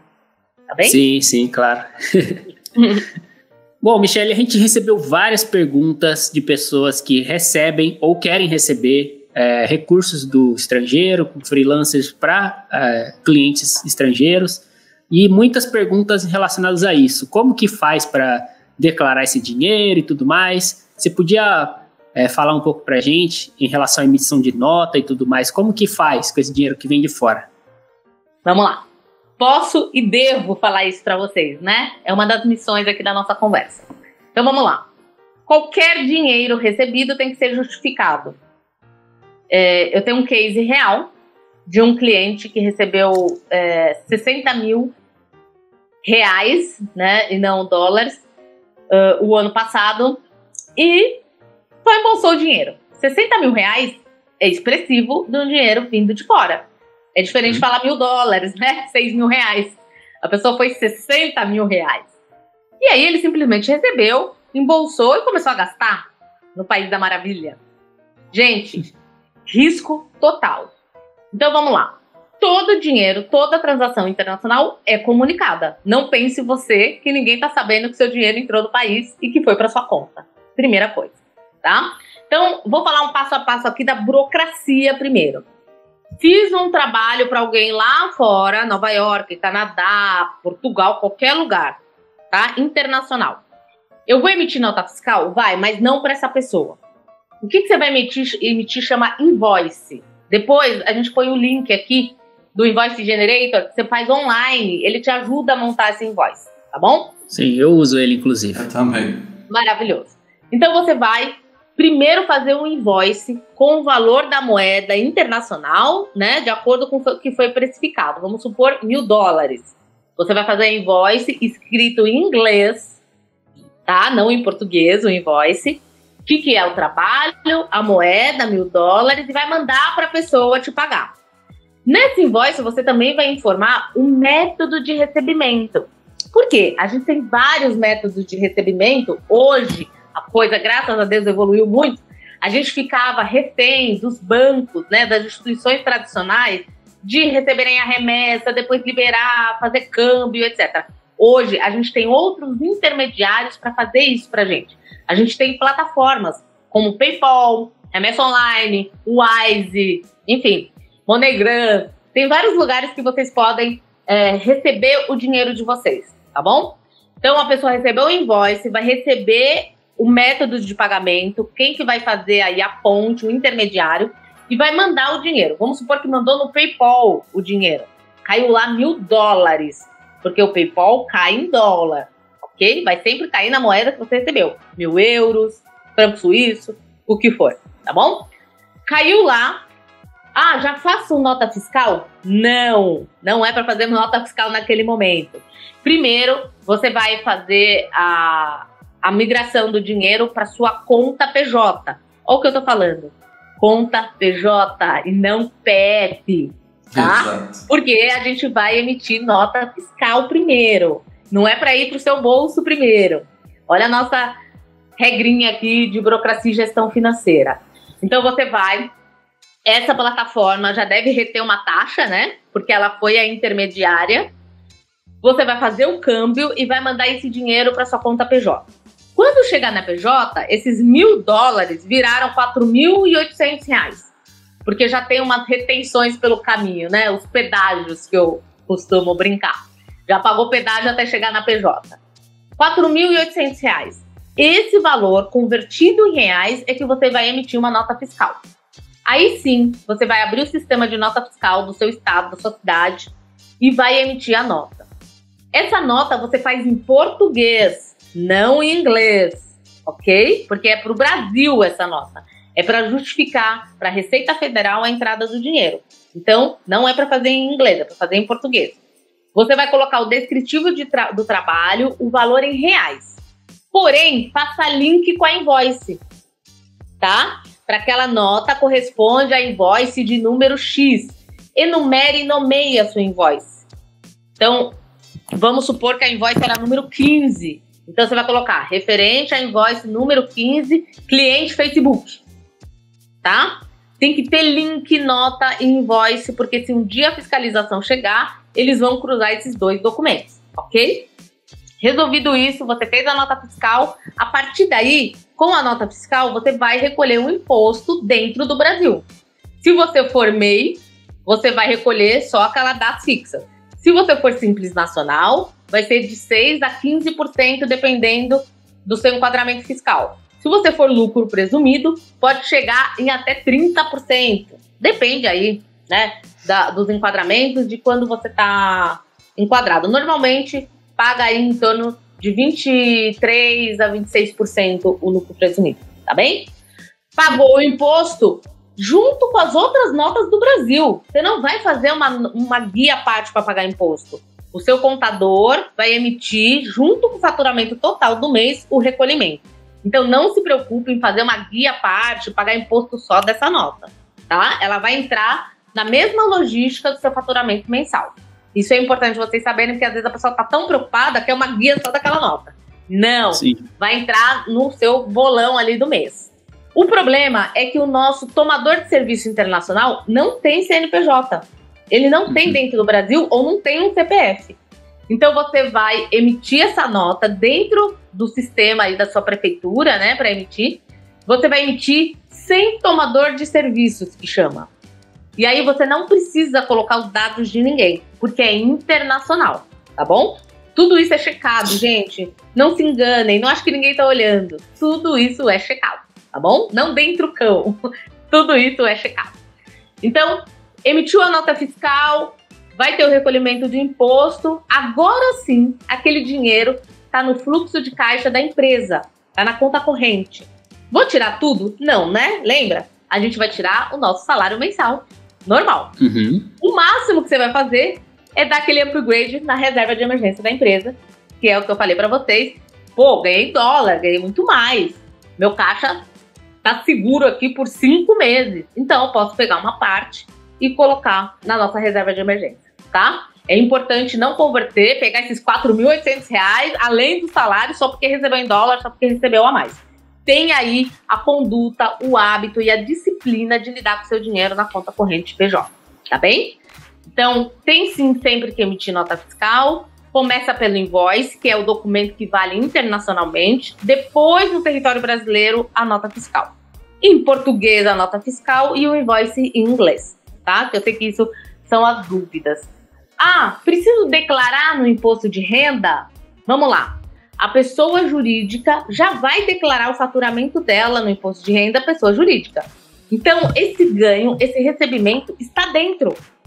O contador vai falar assim, olha, você faturou no ano R$120 mil. Nesses R$120 mil já está essa nota internacional. Não se preocupe, tá bom? Agora, se você receber como pessoa física, você tem que sim pôr no seu imposto de renda pessoa física. Ou seja, caiu no PayPal, eu fiz o câmbio, pus na minha conta pessoa física, igual esse meu cliente que eu contei, coloquei na minha conta pessoa física e não emiti nota. Opa, vou ter que pôr no meu imposto de renda e pagar imposto sobre isso. E aí o imposto é muito maior do que você pagaria como pessoa jurídica. Por isso que a gente fala para priorizar esse caminho jurídico como um benefício fiscal, tá? Uma economia fiscal para vocês.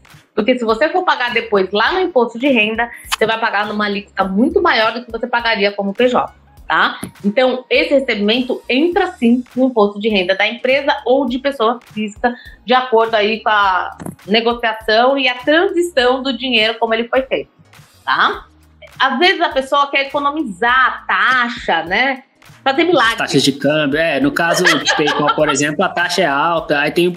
Por exemplo, a gente que recebe direto no banco, o banco também cobra uma taxa dessa transação. Exatamente. Por isso que eu falo, gente, não é para pegar a nossa moeda, jogar lá embaixo, porque o cara tá pagando de fora. A gente vai ter as nossas obrigações internas aqui para o dinheiro aparecer na sua conta no finalmente. Então, não se iludam, tá bom? Essas taxas são, sim, obrigatórias, a gente tem que pagar, IOF tem que pagar, não tem como, tá bom? O que eu falo para você escolher o melhor método? Pesquisa. Por quê? Hoje, o PayPal tá bom, vamos supor. Mas amanhã ele pode não ser a melhor plataforma, porque tem outra com taxa melhor, facilitando esse meio de pagamento. Ou até os bancos, né? Gente, tem plataforma e tem banco que ainda faz isso, tá? Até os Correios fazem esse papel. Para quem não sabe, os Correios também fazem. O que você, na hora da pesquisa, tem que ter como prioridade?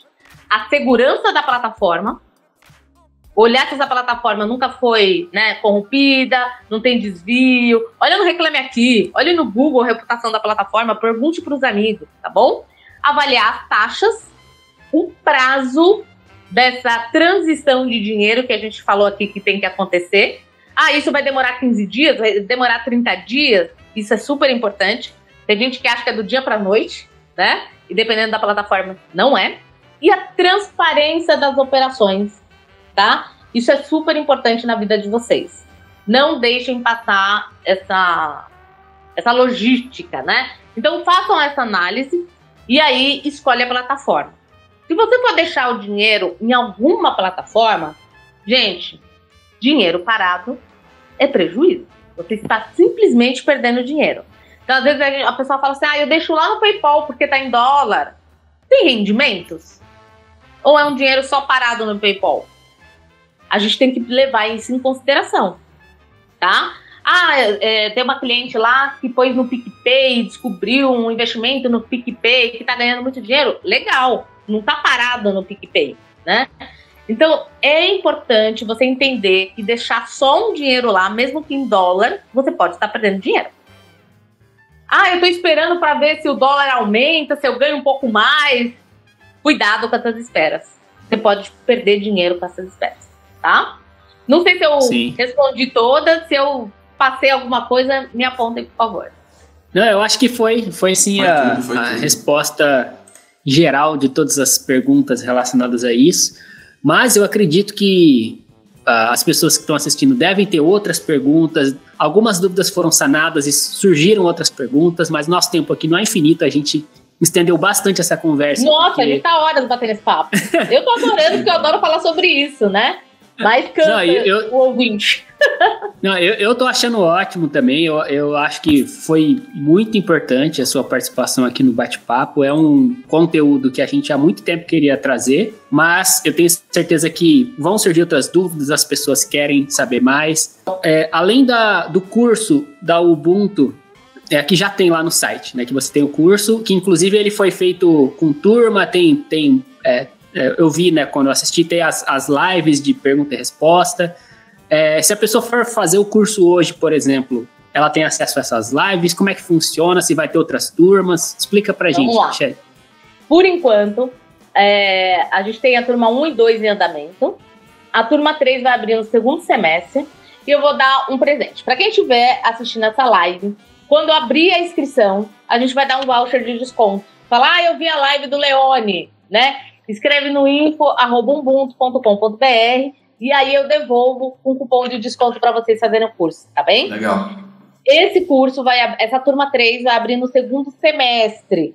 Então fiquem atentos no nosso canal no Instagram, no nosso site, que são as vias de comunicação de abertura das turmas, tá bem? Eu faço assim por etapa, porque tem todo um atendimento e etc. Então eu não deixo o curso aberto, por quê? É bacana eu entender o perfil de cada turma, as dúvidas de cada turma.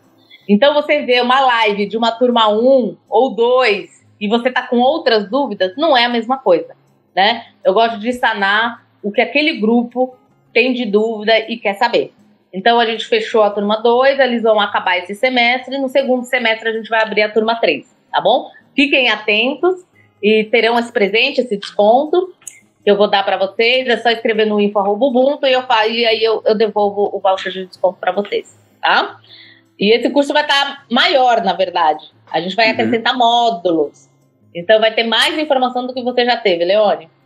Nossa, que bom, né? Não, e é legal. A necessidade vem vindo, e aí eu vou criando conteúdo para sanar essas necessidades, essas dúvidas, né? O que eu falo? Vocês freelas e autônomos, não tem quem faça por vocês.